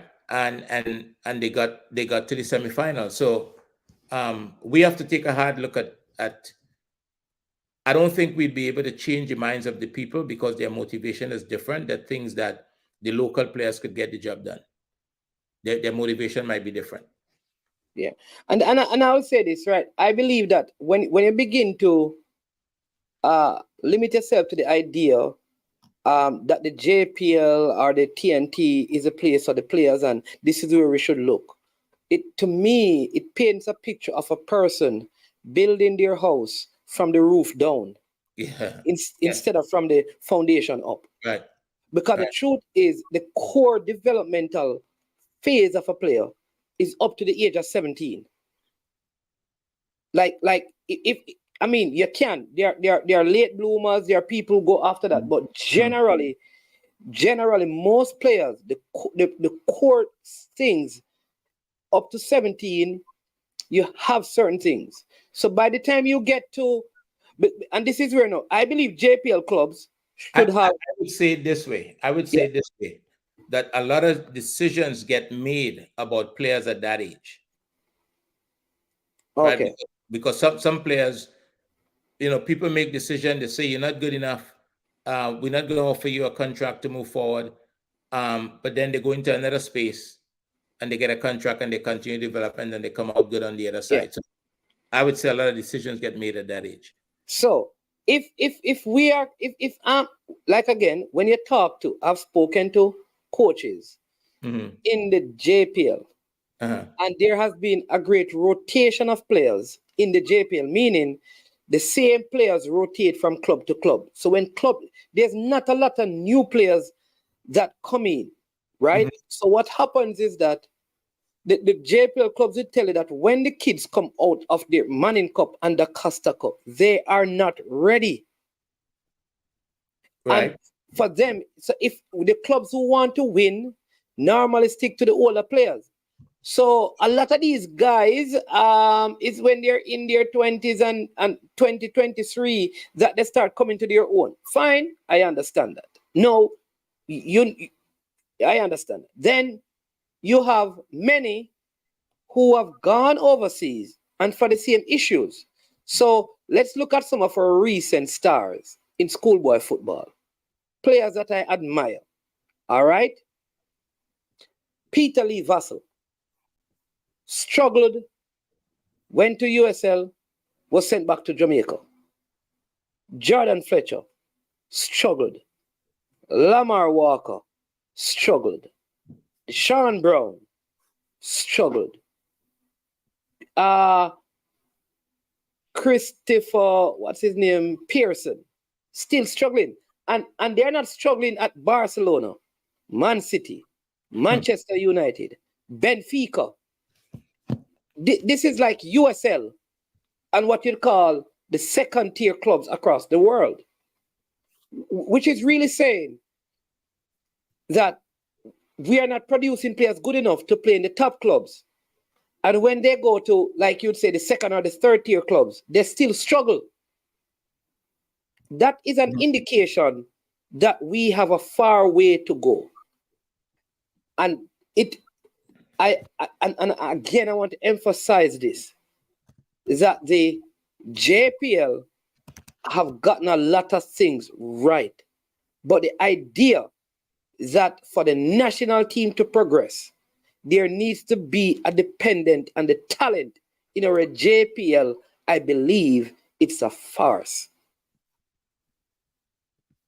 In the present structure, with the present resources available, in the future, As things continue to improve, then maybe. But right now, we need players that are being developed in better quality environment at a faster rate to represent our nation.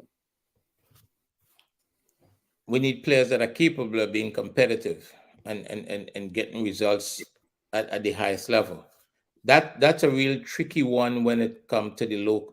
And again, that goes into the local versus look, Arsene Wenger is one of the guys that I think has tremendous authority on player development. And while he doesn't agree with it, in Europe, in the top 20 countries in Europe, from a football perspective, a 14-year-old player, it was put before him, that plays 44 games every year, right, including friendlies with the national team. That's a lot of football. That's a lot of football in a short space of time, in one season. But that's exposure. That's how you learn. Now, when we talk about the JPL and we talk about player development, when we talk about coaches, we only talk in terms of license, because there's a big push towards that right now, licensing. But coaches have to develop as well and have to go into some of these very same environments that we're suggesting players should go into and see how they behave, how they work with players, how the commitment that they have to young players or even to pros, so that they could bring that experience back. The players going and the coaches staying and getting education, that's just part of the solution. At every club in the JPL, they should be able, I think this is a valuable proposition, that if it's not the federation, somebody who's able to send young players, or as well as send coaches. I know the Japanese and the Asian countries, they are sending the young players to train at clubs in Spain, and you don't hear about them until they're much older, 19, 20, 21, and you see a kid playing for Sevilla and realize he's from Japan. So there's so much that could be done in terms of, we always think about the player, but the coaches have a responsibility as well. But I don't think it's only getting a license. There's a lot of guys with license, okay? And when you watch the end product, you're not sure. You would doubt that they are licensed. So license serves its purpose, but the experience, the actual, I've seen already and seen, have read about where guys from Asia go to the likes of Arsenal, and in the snow, in the rain, they sit down, right, with in under the rain jacket and whatever they have, and in the rain, and they're taking notes and they're writing and they're watching and they're learning to take back, right? I read an article when what's his name? Is it Fabio Capello? He went to coach in China, right? I think it was him, one of those top coaches, and he took his staff, and every member of his staff had an interpreter, right? Somebody that was there to understand what they were saying, what they were doing, so that when they leave, they left something behind to document it, right? So even though he had a staff and they speak in their own language, they had people who could translate so that they can have the information, and you could see the football growing over the years. We need to get serious about it. That's my argument. Yeah. And let me just say a couple of things, because I see different sort of comments coming up. And let me just say this, so we can just get some perspective. Again, when you talk to the coaches at the highest level say the players who come up to them are unprepared because the coaching at the lowest level is so bad. This is the sentiment in Jamaica. When you talk to the players, The players who have gone, and many of them have been interviewed. When you talk to the players, you know what they say? One of them is Maggie. Maggie said that, he was not taught certain things in his development, and it caused him to struggle in Europe. We could go on and on and on and share these things. So the players are saying it, the coaches are saying it, but yet there are people who still believe that it is not so. All right, watch this. Who is the player that has left Jamaica and gone to a big club recently? Dujon Whisper Richards. And he never played in the JPL. All right, let's see, which is commendable because he had an academy system that helped to prepare him. So let's go to, because I see people talking about 1998, about the quality of the league. Let me remind people, because you have to always use facts. Peter Cargill came back from overseas. Yeah, can I, before you say that, remember the conversation yesterday, connecting the past to the present versus the present to the future. Yeah. So I think going back to 98 is okay for memory, but we got to look at. Yeah, I said it when I started, Andre. I said this, listen. Yeah. People spend their entire life looking in their rear view mirror. That's why we keep crashing. It's time to look through the windshield. Yeah. You take glances in the rear view mirror, but keep your eyes on the windshield. Look ahead. So, for Gunner's boss who put up this thing about 1998, I just want to help him. Gregory Messam was overseas playing.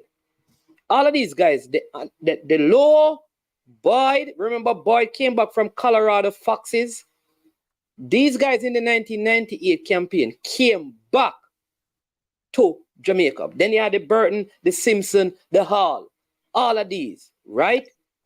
Understand this. The idea, because them playing outside of Jamaica was very critical.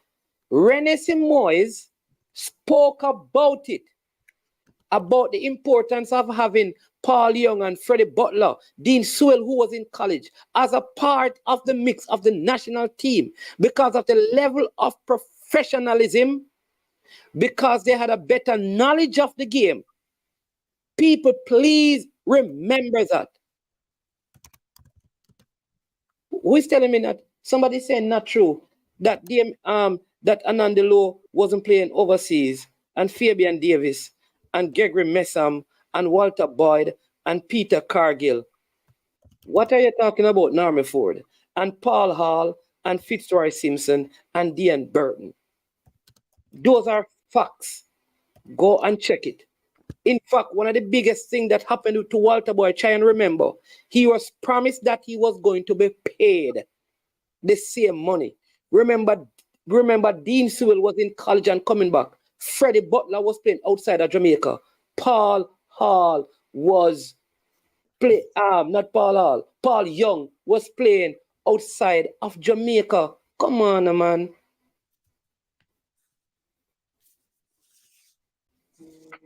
No, sir.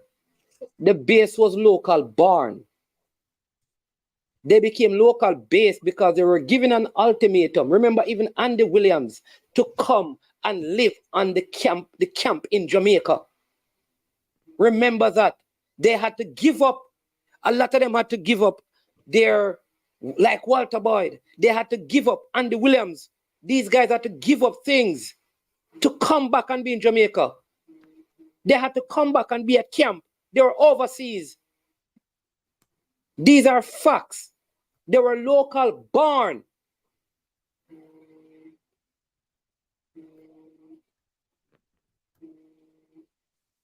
What's the name? Richmond, what the team name? Come on, man. We have, go and check this. Anyways. Yeah, so Andre, I put up the quote, right? We need to stop trying to connect the past to the present and focus on connecting the present to the future. Very good one. And stop focusing. Stop focusing on your rear view mirror and keep your eyes on through the windshield. All right, let me see. I see Soldier calling. Don't know if you want to add anything to that. By the way, Jamaica under 15. Jamaica Sorry. under 15 is playing today versus Trinidad under 15. Okay. I think at 3:30. We can't get to see the game. You know what I want to ask you? The Trinidad team that qualified for the World Cup, right? How many of those players were playing in Trinidad? That's a good one. I have to go back and look at that. I think I wouldn't think as much. I don't think as much. I'm telling you, Dwight York wasn't. Yeah. I mean, Trinidad born, Shaka Hislop. All of these guys are Trinis. Nothing is wrong, but they were playing out. So they had grown and matured. Yeah, Shaka was born in England, I think, and moved to Trinidad, but he was playing in England. But most of those guys were playing outside. Most of them. Yeah. You see, there's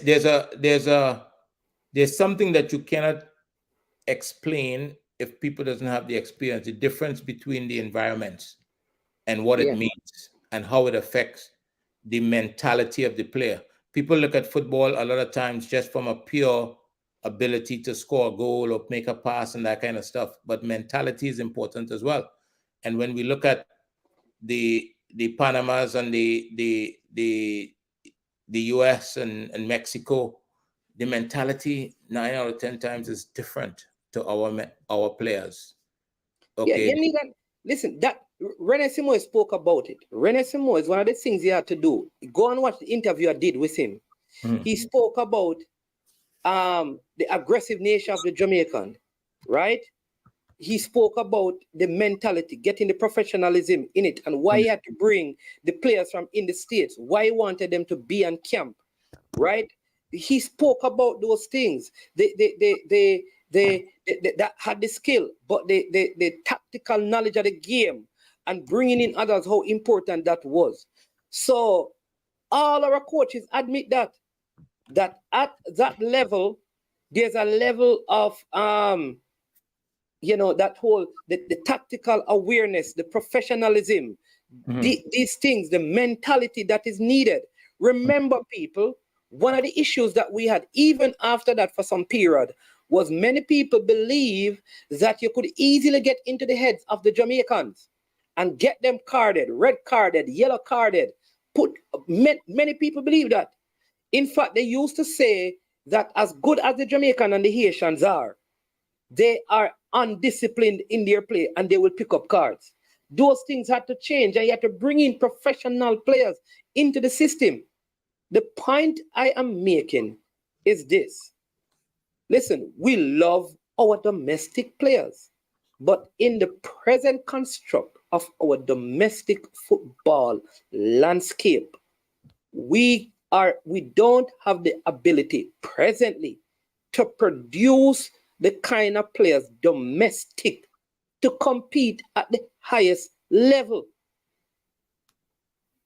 And our coaches are saying Mr. Speed, who probably has sent a lot of players overseas, probably one of the most successful at that in recent time, has said it, that even though Cavaliers has been to finals and semifinals, said this, he knows that at a certain stage, the players have to leave because he cannot.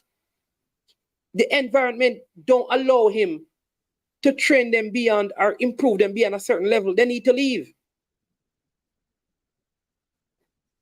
So if the coaches are admitting it, we need to walk and live in that and try to do what is necessary to continue to put in the infrastructure, the human resources, like Andre said, the coaching, education, the administration, all of these things, the systems and setting up the proper academic structures and stuff to help grow the sport. It will take some time. It is possible, but right now, we're happy to see improvement, but we have had success when we have included those playing and living in the diaspora.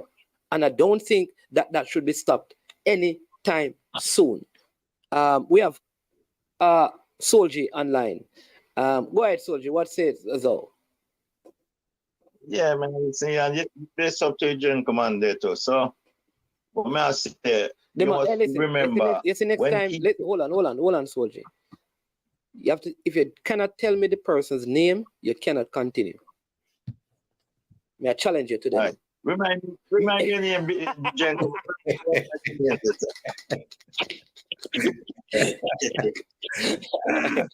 Andre Soldier. Andre. Man, you never have to go so far with the people. You know what happened? Remember when Keith Kelly was at Ulmas? Keith Kelly then said was the best thing. When Keith Kelly go overseas, he don't even understand nothing. He will end up at PSG, and they have to come back to Jamaica. Yeah. Remember that? Yep. Hey, so Marlon, look at this, Soldier. Hold on. So Marlon just put up here 19 of the 23 players that played for Trinidad, they were playing overseas. Yeah. Yeah, so he's right. So I'm saying this and saying that. Remember, when Brazil lose the World Cup 1982, that time I was at Ulmas, 1982, and you're considering say, oh, that team lost the World Cup. And what Brazil done? Brazil realized say the players they cannot stay in South America and Brazil and win the World Cup. So they start to make them go abroad to learn their tactics and learn. And 1990, they come and win the World Cup. Remember that. Remember Babyton and all those guys that was playing abroad, you know, and they send back Barcelona, they send back to them, you know. So these things we have to look at that. So you see, after they lost the World Cup in 1982, they started exporting. They were wondering how they lost. They were wondering how they lost, and they realized the football's changing. That was the team with Socrates and Socrates, Zeke, Flamingo, Junior Seat, all those guys. They were wondering how they lost because they have the best team and they lost, and they realized what they done. They start to make their player go overseas because the Brazilian player they used to play in that, so they start to let them go overseas. And now, if you take notice, the team that won the World Cup, how much of the team players was playing in Brazil? With Dunga then. With Dunga? I think I think Edmundo the Animal. I'm gonna say how much of them. No, I don't know. Because remember Ronaldo never played in the first one when they win. He never get any game. Then they start to flood the market, Europe market, and they come Ronaldo, all those guys, they come back and come win the next World Cup, 94. And they lose the 98. Yes. You know. But see, so somebody says a cute youngster, which is very good. It says Dean Sewell and Linval Dixon were playing overseas. Peter Cargill came back to come and play midfield. Yeah. I'm telling you, Walter Boyd was at Swansea City. No, man. At that time, Walter Boyd was at Colorado Foxes, man, at Lawrence Donaldson side. Okay. I'm telling you, Gregory Messam was overseas. Fabian Davis. I'm telling you, the players were playing in the A League and in the States. Andy Williams had to make a choice between college, staying in college, and he gave up on college. These guys said that on the interview. And like cute youngster actually said, the two players that were predominantly like playing in Jamaica were Pepe. And in fact, Pepe was in Cayman, Pepe and Bibi. All right.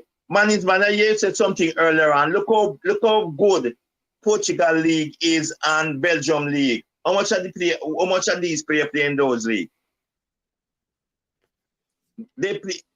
The Belgian league. I mean, very few. The Belgium market is like they export their players, man. They have players all over Belgium and Portugal. I think Portugal probably have. Right, that's what I'm saying.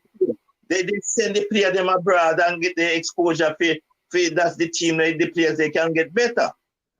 It's just like I have some kid up here, me a coach transfer under 7 management for 7 years now. And today Arsenal signed 2 of them today. 2 of your kids are you train, Soldier? Yeah, 2 of them get signed today. By Arsenal? Yeah, Arsenal man. Me love when the Manchester youth coach and prepare the players for Arsenal, you know, man. Good business that you are going to Arsenal and Chelsea coming. Chelsea and Nottingham Forest coming there tomorrow to look at some of them. And none of them signed for Manchester. Soldier, how old are these players? 13 now. Okay, congratulations. I don't know if you see right across Yeah. the screen.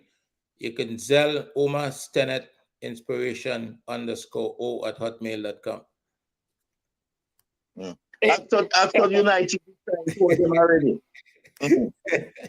So, Soji, listen, I must say I appreciate it. As a Manchester United fan, I am glad that as a coach, you are coaching you to send them to the better club. I appreciate that.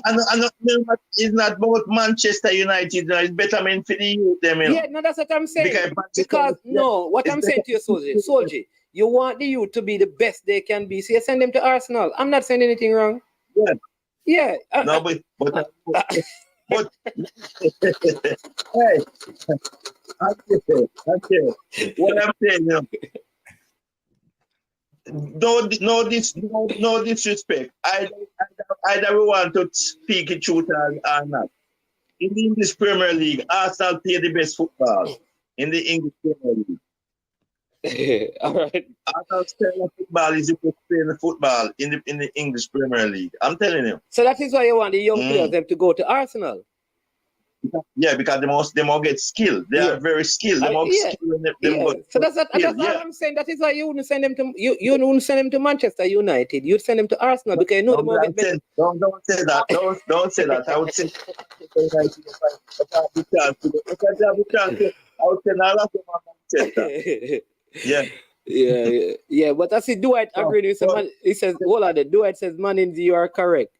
Many of the top Jamaican born and developed players from 1998 came back from overseas, Israel, Cayman, and the USA. I am telling you, that's what happened. Freddie Butler, Paul Young, a lot of them. Yeah, understand me. So that's good. But go ahead, Soldier, and finish up because the next one coming in. Yeah, man. So may I said, as you said, it don't make sense to go back to 98. Just come like some man in Jamaica. They're going to talk a year later and have to come in Parliament the other day and said, listen, it's time for people to stop talking about 1970 where Michael Manley done and talk about the future where I go computer-wise and everything technology. Because if we don't move technology and cut up this thing about what eat, what you produce and so, Jamaica left behind and standing by on their own. So these things where football, whosoever tell them things and the football group saying, they should stop talking and talk about the future, what for 2030 coming up and stop talking about 98. And the game has evolved. I was watching South Korea. Play against Colombia in the Women's World Cup. And there was a 16-year-old, I think she's the youngest, she now is the youngest female player to have played in the World Cup by some days, right? And she, I believe, is the first what you call what do they call her? Because she's like mixed. So she was born, I think, in US. So she's in an academy in the United States to, I think, an American mother and a South Korean father. And it is the first is the first person of that what you call it?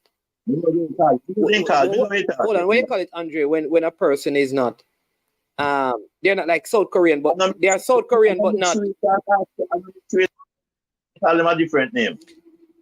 They call them a different name. Yeah, I don't know I don't remember the description. But however, she's the first to have played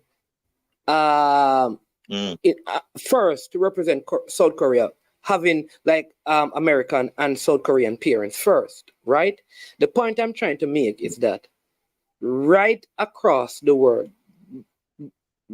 descent, right? Right across the world, this is happening. Non-native, right across the world, this is Casey Fear is her name. Casey Fear is her name. So right across the world are mixed racial, right? All of these things, right? Right across the world, people are doing it. A lot of players from Canada playing for other teams in the Women's World Cup. Put it this way, man. Jamaican girls, they were staying in Jamaica, and that's what those people saying. Development to the standard where they are now.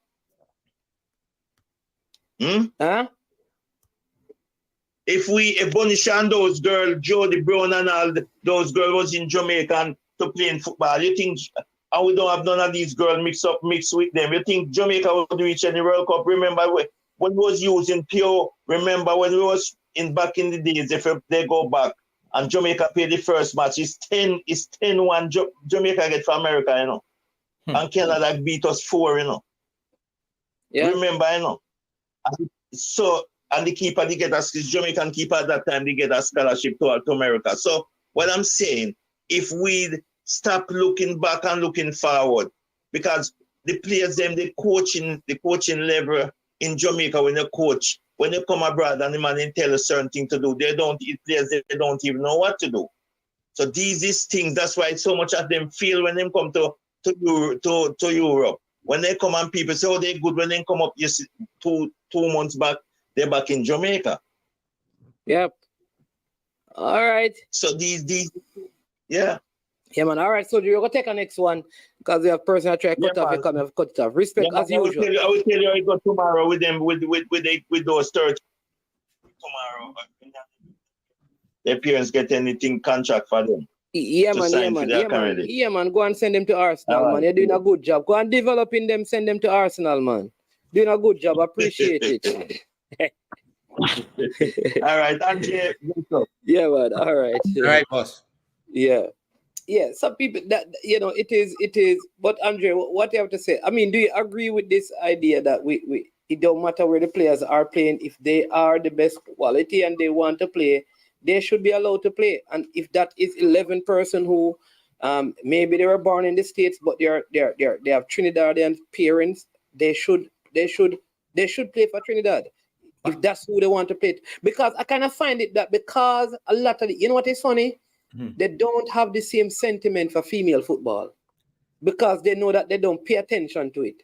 Right. So a lot of these Caribbean nations who are arguing about players from the diaspora playing, they wouldn't mind if they had 18 players in USA and Canada who could take them to the World Cup in female football. Right.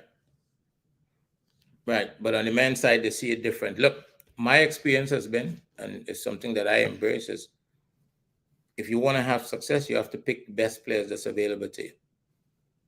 Right? Anytime you start, there's a whole saying, compromise is the enemy of development. So once we start making compromise, where does it stop?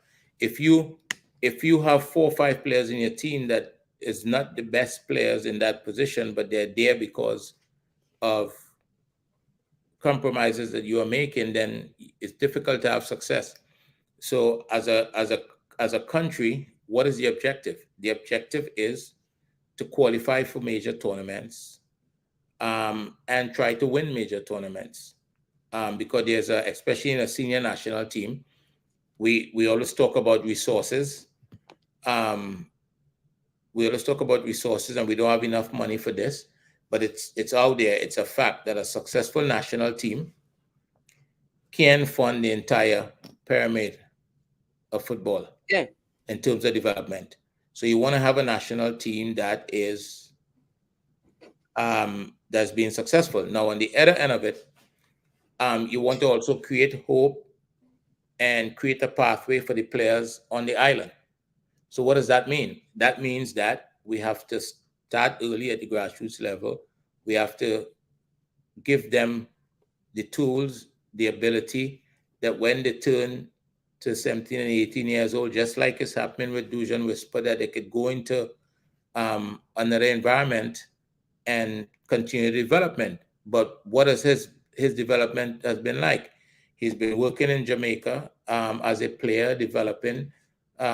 He has been allowed, he's been afforded the opportunity to travel and go overseas and play against teams in quote unquote better environments or in different environments. All that is part of he's been given exposure. So now when you get to that age, as I said just now, that's where people make decisions. So somebody is able to make a decision on a player that they believe have a huge upside. Now that doesn't guarantee for any young player that because they made a decision at 17 or 18 that you're going to make it, because you still have to develop. You still have to grow in the game. You still have to become the player that they think you could become, right? In order to make it.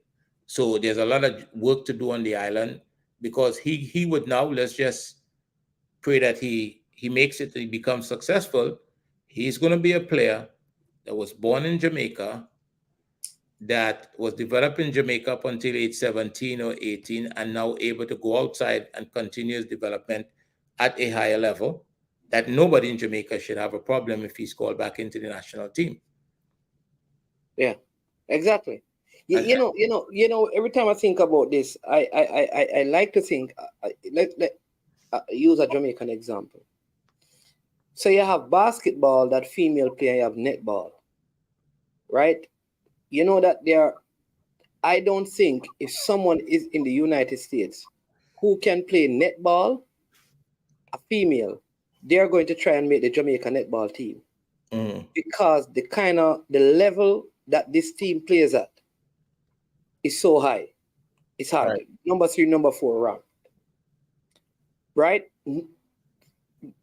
Because the team is so good. In other words, even if you're born in England, you may struggle to make the Jamaica netball team. So a player may, just like with track and field, an athlete that may be very quick in England, not coming to try, a female, not coming to try, probably try out at the Jamaica trials to make our 100-meter team, because they figure it's probably easier to make the team in England than in Jamaica. All right. So if the quality is good in Jamaica, players from outside of Jamaica would not come and try and make the team because they know they couldn't. All right. That's number one. No, number 2 is that if we go and get 5 or 8 ladies from the WNBA to play for Jamaica, would you have a problem with that? Because they are of Jamaican descent. You wouldn't. Why? I don't think anyone would have a problem. Why? Because you know that basketball, female basketball or male basketball, is not at the level to qualify us for the Olympics and give us a medal. And if we get these players and qualify for the Olympics in basketball and get the medal, it will improve the sport. I think the principle should apply across all sporting discipline, because if they are good players in any sporting discipline or athletes in any sporting discipline locally, then the players who are off the island would not consider coming, because they will say that this is too difficult to make. Right. And I think the same thing should apply to Trinidad. I don't hear the players playing cricket in America trying to come and make Trinidad and Tobago cricket team. They know it's not possible, because cricket is further ahead in Trinidad than in the States.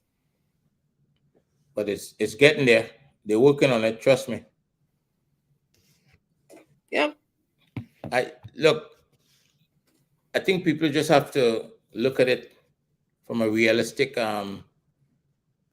perspective and recognize that in some cases, when you look at where the conversation started with the under 15 player, under 15 players, you know, because of the change in the sanctioning of the under 15 tournament, yes, you now have a chance to, you look at it from that perspective and say, well, you know, there probably is one side trying to protect the investment and make sure that they don't lose the real quality players that they investing in as a, because the thing in the US or in most countries that seems to be different on the island is that when it comes to development of young players, it's like the JPL and the JFF and whoever is 2 different entities and have different agendas. I think in most countries, they work together, right? They work together. The MLS and are they going to have problems? Are they going to have challenges? Yes. But if you're able to say what's best for the player, there's struggles all the time. The national team want players, right? The MLS doesn't shut down for Gold Cup. The national team want players to go represent the national team. and the MLS want them to play. But they work that out. They work that out where a player is gone for a month. They somehow figure it out and move on. I don't think we're at that stage at the moment. Yeah. We have seen where there's no league really being played. There's a tournament going on in Trinidad.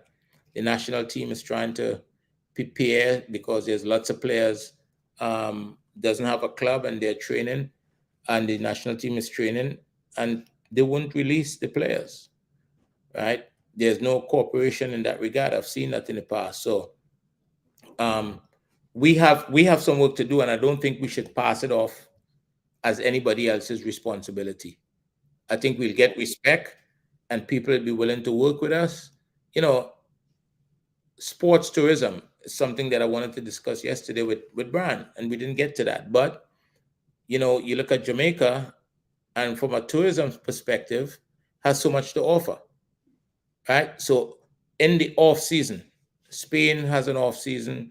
In the winter, they get some time off. Italy does, I believe. Only the English league goes on, right? I think Germany has off season. Yeah. Why Jamaica has warm weather, Trinidad has warm weather, Jamaica has nice beaches.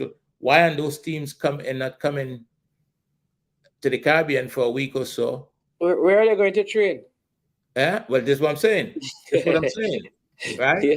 But there's enough to attract them, but we need to have the facilities, and there's loads of revenue involved in that. And then it's an opportunity for some of the top coaches in the league or some of the coaches in the league to learn, to go and watch practice, and, you know, because you can't send everybody, but maybe you could bring them to you, right? And then there will be a game or two, and the people of Jamaica will get to see. When you see, some of us don't get the opportunity to go and see football close up.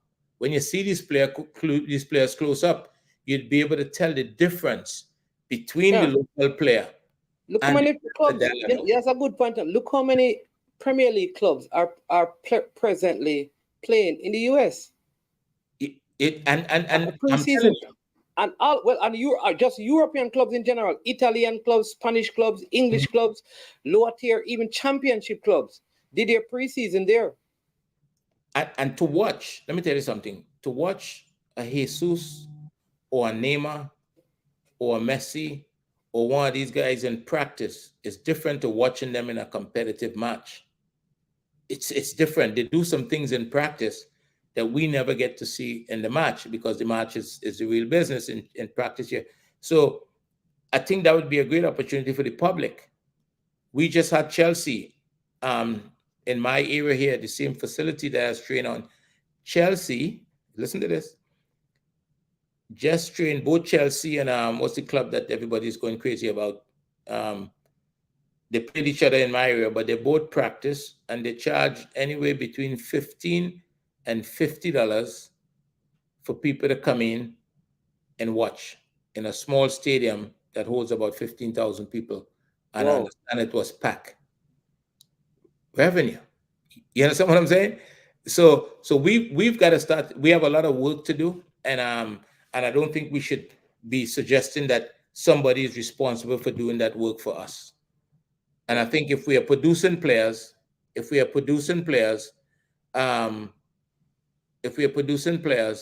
people will come calling. I heard Mr. Butler said several times that the main scout at Chelsea has come to Jamaica, right?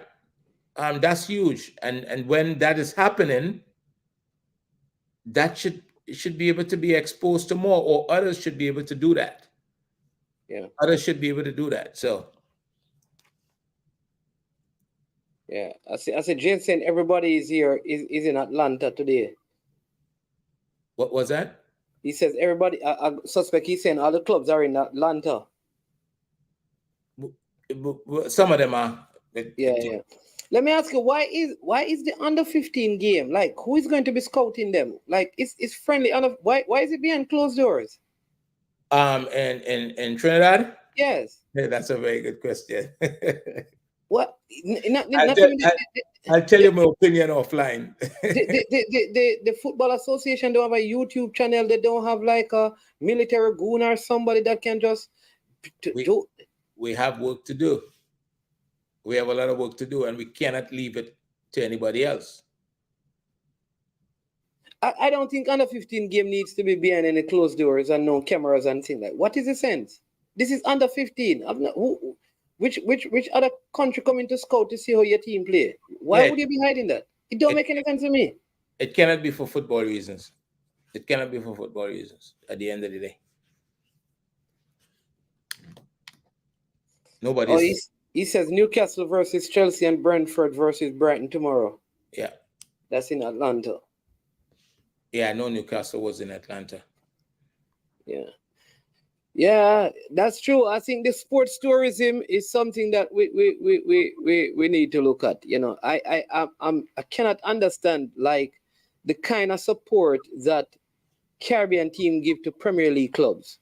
I can just imagine if like the Manchester United and Arsenal game, maybe we don't even have a stadium in here can hold the crowd. If we're going to do that, then we have to have that. You see, this is about vision, right? And the right people and convincing people that this could be productive. Could you imagine? I know you all give Ancina a hard time at times about his coach, but could you imagine? I could imagine that he'd be excited if he let's use Balakar, because Balakar have more success than Ansi. Well, I don't know. I've seen that. Balakar team is in the finals of Division 1. So let's use Balakar. I'll leave Unseen right now. Big up Unseen at Charlie Mount. But if he gets a chance to go watch Ateta, for example, watch his staff run a training session, I'm telling you, if you add a game just to watch the warm-up for some of these teams is impressive, right? Much as a training session, if you get a chance to go see them do a proper session, not one of those things where they just kind of go through the motion, but a proper training. So we need to start to think about how we can grow the game as opposed to just trying to take, look, everybody's doing it, so benefiting from other people's investment, there's nothing wrong with it, but we can't make that be our development plan. Yeah. Right? Benefiting from what others are doing. That cannot be our development plan. So Soldier, you have to go quickly because we are about to close. Man, we just call back into something. Yo, may I tell you, say, just like how Santos came Manchester United to Jamaica already. When Mr. Downswell talk to Sir Bobby Charlton, we organize, and then when if and but when England and Jamaica was playing, I'm making talk teams, we organize Jamaica. So them say if them want Jamaica to come, or them come to Jamaica. And me don't know what was the old play until then delay. So you can ask Mr. Downswell about it, because me put it to him for me, because me always attack, I tell Sir Bobby say boy I want to play Jamaica. So me make sure get Downswell involved and say, come, see the man, and also you talk to him and only make your arrangement what to make. I mean, I don't know what was the breakdown. I don't know what the breakdown. You can't ask Mr. Downswell about it. Okay. You know. Yeah. And because big them come are Manchester United and they say organize it for the time. I don't know if it's changed because then they change the president that time. I don't know if it's that or what and things start all over again. Only him couldn't tell you. Yeah, that looked like it would have been a good idea. I don't understand why we don't, but we will see, Soldier. But yeah, man. Yeah, but I said, if Mr. Downswell say, if you want, we can make you and Sir Alex Ferguson talk, and we can make you arrangement. If you don't want them to come, I don't want to come, because if you don't come, you might feel say, you make more money because it's still more full. I want to make more money. I don't know. So we say, consider the way which we not want it. Definitely. All right, Soldier. Yeah, man. Yeah. So later, we'll talk again. All right. See, Andre, listen, we have come to the end of the show, but before we run this time, listen, people. Jason, Triple E. Let me see. Who else I suppose? Soldier. Who again? I'll call out some name. El Granero. All right. Duckland. Erks. Reverse. No, Duckland. Richard Stewart. Omar Fowlin. IT Push. Again. Romy Superboy. Marlon Nelson. KW Media. You understand me? Do it. All of you. Listen. Hit the like button if you have not done so yet. You understand me? Hit the like button, share the content, subscribe if you have not subscribed. And remember, for reasons beyond our control, the super chat and super sticker feature is not available at this point. But if you'd like to support the channel, you can just do a simple Zelle to inspiration_o@hotmail.com. All of the funds will be given to your favorite charity. I am Sure Sports. Just remember to check and see. Somebody came on just now and suggests they didn't say that they were withdrawing money from the bank. They said they were taking money from the bank. So we don't know if the Jamaican Constabulary has been informed. Yeah, listen. If you do not see or hear from Cataract in the next few days, you can check the horizon. What I call it? What's the name? The horizon what? What they call the place? Horizon Rehabilitation Center. What they call it? Is it Horizon Prison? I never know what they call it. I was looking up. They call it 6 times, so I was looking up for the equivalent. He's incarcerated yet. He's incarcerated. Jason says, man, you need to do a show on tackling the mindset of our people with regards to change. Yeah, we can do that. I think, Andre, one of the next thing we need to arrange is get some stakeholders. New, Horizon Remand Center. Yeah, Horizon Remand Center. Yeah, if we don't see him, that is where he'll be spending the rest of his summer, having walked into the bank. Remand Center. Yeah, but I think it's something, Andre, we need to get some stakeholders on to discuss about, sports tourism and changing, the mindset. I started out the program by saying that, listen, if we want to live high, we have to think higher than we're thinking. We have to elevate our thinking, because a lot of things, I heard this from me recently on Sunday, that it's not that the size of the stuff on the ground change. The truth is, when you go higher, they look smaller. Right. It is your perspective that changes. Mm-hmm. Because if you come down, you'll realize this thing is the same size, the same color as when you left it. Right. But when you're high up, big things look small. Right. You understand me? Mm-hmm. Everything changes. And I think we need to continue to challenge people to change their thinking at a higher level, operating at a higher level. And sports need to be a viable business, especially football. There's no reason why top athletes should not be coming to Jamaica to train on a regular basis, and top clubs across the world should be coming here to have their training sessions. Yep. Some of the colleges and universities should start coming to Jamaica for training. You understand? I always wonder why even some of those, if we had the facilities, NFL teams can come out here and have their preseason and all of those things. It's amazing that we're not tapping into some of these things, and we keep arguing over the small stuff. It's time, I think, for us to go higher. You understand me? And raise the bar and lift the lid on our lives and in the era for our thinking. So I leave you with the last word as we come to the conclusion of the show. I think later this evening we'll be having the Ali Cup draw on the program, so you'll know who will be in what zone. It will be live on I Am Sure Sports at 8 this evening. Yep. So Management Triple says we already have the hotel, so get them on board to look into creating facilities for sporting. All right, Andre, go ahead. You can yeah. No, I mean, we've said everything that need to be said. I think I would refer to yesterday and maybe I think yesterday's conversation took us, and I had some further conversations this morning, and it's very important that we understand the thinking of the people that has the ability to make some of these things happen, and why they won't, why they haven't happened before, before we attempt to provide a solution.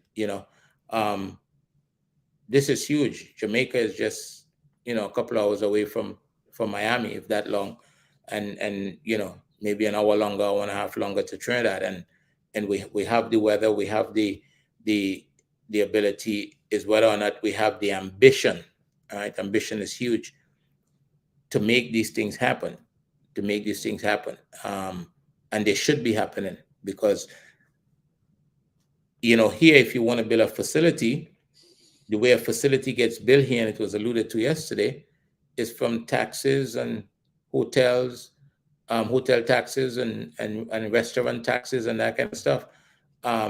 So you build a facility, you host a tournament. We talk about hosting, a game or so from the Gold Cup.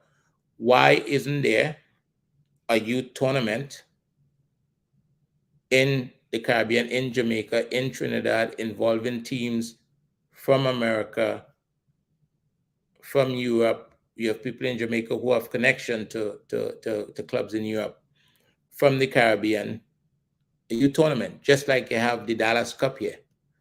You understand what I'm saying? Why aren't we participating and hosting some of those things?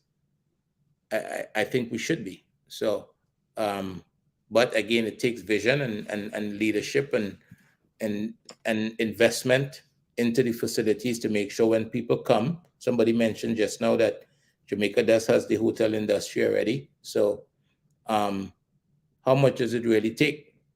Is it really hard to put a 6-team tournament together? Yep. For January, you start with 6. Yeah, and some of these hotels are so close.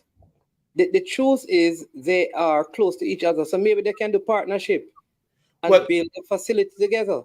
Yeah, and I mean, I don't know that people that's coming from America be concerned whether they have to drive 30 minutes. It'll be convenient to get to a facility from the hotel or whatever, because sometimes you got to drive 3 hours to play a game here, So it's just there, and people would, I'm sure, would be happy to go to Jamaica, even if for 4 days, to play in a tournament, right? Yep.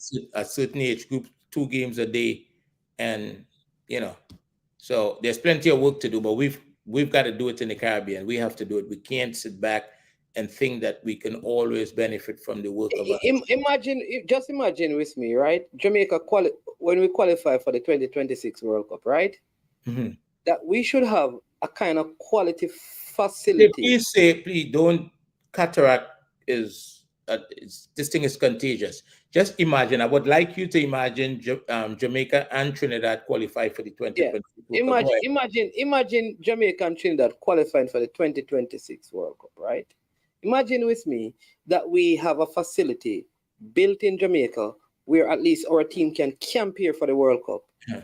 And by chartered flight, go and play the game. Suppose we get to play in Florida. That's like an hour and odd. We can actually camp in Jamaica and play. Yeah. We don't need to camp in Chicago to have a 3 or 2 hour flight. Right. You understand? We could stay in Jamaica, train and prepare. So I'm saying that even this kind of vision to say, though Trinidad and probably Jamaica are thinking that they're going to be in the World Cup for 2026, nobody is yet thinking about creating the facility for the team to camp at right there. But not just for the Jamaican team. In the build-up to it, national teams could come to the Caribbean in preparation. And I'm telling you, I know that FIFA has already sent people out to America to look at training facilities. Exactly. Right? But the Caribbean is not part of that conversation. Right? And they're not asking you to use your facilities for free. Right? Yeah. So just imagine having a couple of national teams coming and spending 2 weeks on the island whether it's Jamaica, whether it's Trinidad, whether it's St. Kitts, whichever, to prepare for the World Cup. Man. Big up Neo Sovereign. Listen, our national anthem says, "Give us vision, lest we perish."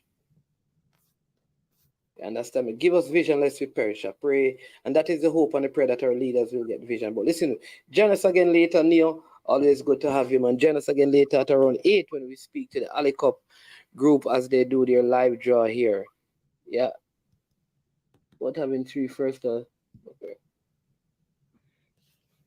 Yeah, Paul said, Omar, you had Dennis Strong on some time ago when he talked about having 3 first-class football facilities, but people are saying that's too much, remember. You know what, Paul? I remember that, but I'm saying that, man, it's 3 years. We should be breaking ground already. That's my point. It is 3 years. We are in 2023 right now. That's like 3 years, 2026. It's not that far. We are what? We are in month 7. So you basically have 2 years and like 5 months. That's 29 months we have. I don't think we understand the intensity with which countries like America is working to get favorable results in the World Cup, to win the World Cup. Right? 29 months. Yeah, I don't think we understand the intensity. I think we so accustomed to putting things together late on, and the most difficult part about these conversations, there are people that would hear the conversation, or even if it's on this or in private, and they get defensive immediately and feel like they've been spoken down to, as opposed to realizing that we need to do better. So yep. Yeah, listen, man, I'm telling you, the tyranny and the urgent. You understand me? Sometimes we just focus on doing the urgent stuff and forgetting the important ones. We have people, I want you to stop saying years. Do it in terms of month. Only 29 months left before the next World Cup. 29. It's not a long time. 29 months. Keep that in mind. 29 months. It's like 1.2 million Jamaican dollars, right? If I take 8 million US, it's like 100. It's like 100,000 transfer budget. yeah. That was, look, I heard that last night. I was like, oh my goodness. Mr. Speed, it's like Mr. Speed 100,000. Summer transfer budget. 100,000 Jamaican people, $666 US and 66 cents. 666.66. All right, that is the transfer budget. And he wasn't shy. He wasn't shy at all. And he probably get 5-6 players from that. So just imagine. $100. Can you believe $100 US per player? Oh my God. You need to encourage him to at least cover that budget. Yep. All right, but listen, join us again later. This was a very good one. That's my friend Andre from Trinidad. I am Manningsman. This has been I Am Sure Sports as usual. Hit the like button, subscribe, and share before you go. Again, thank you so much for being a part of the show. Always good to have you engaging with us in the comment section. And we learn from each other, we grow, and we continue to challenge you to think and live at a higher level as we continue to do likewise in our own life. The video is sponsored by Prestige Finance. Yes, Prestige Finance, lending a helping hand when you need it most. You can call them at 876-884-7390. And also by Trick Nick. You understand me? You want anything in Canada to season up your food, you understand me? Trick Nick is the place to call. Andre, you need to get some Trick Nick product. I need to find a way to get them to you, so you can do some for Thanksgiving. Ensure that you have some jerk and barbecue. You understand me? Yes. So, have a wonderful rest of the day, people, and hopefully we will see you at 8 this evening. Have a blessed day. We leave you with a word from the Ali Cup camp about their tournament that is coming up in August.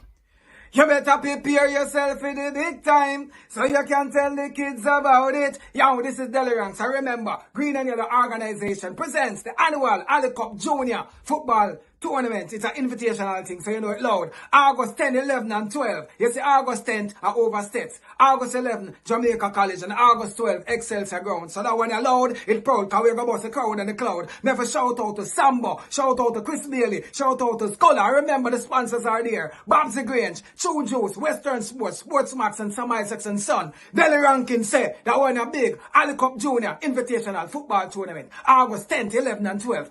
Be there.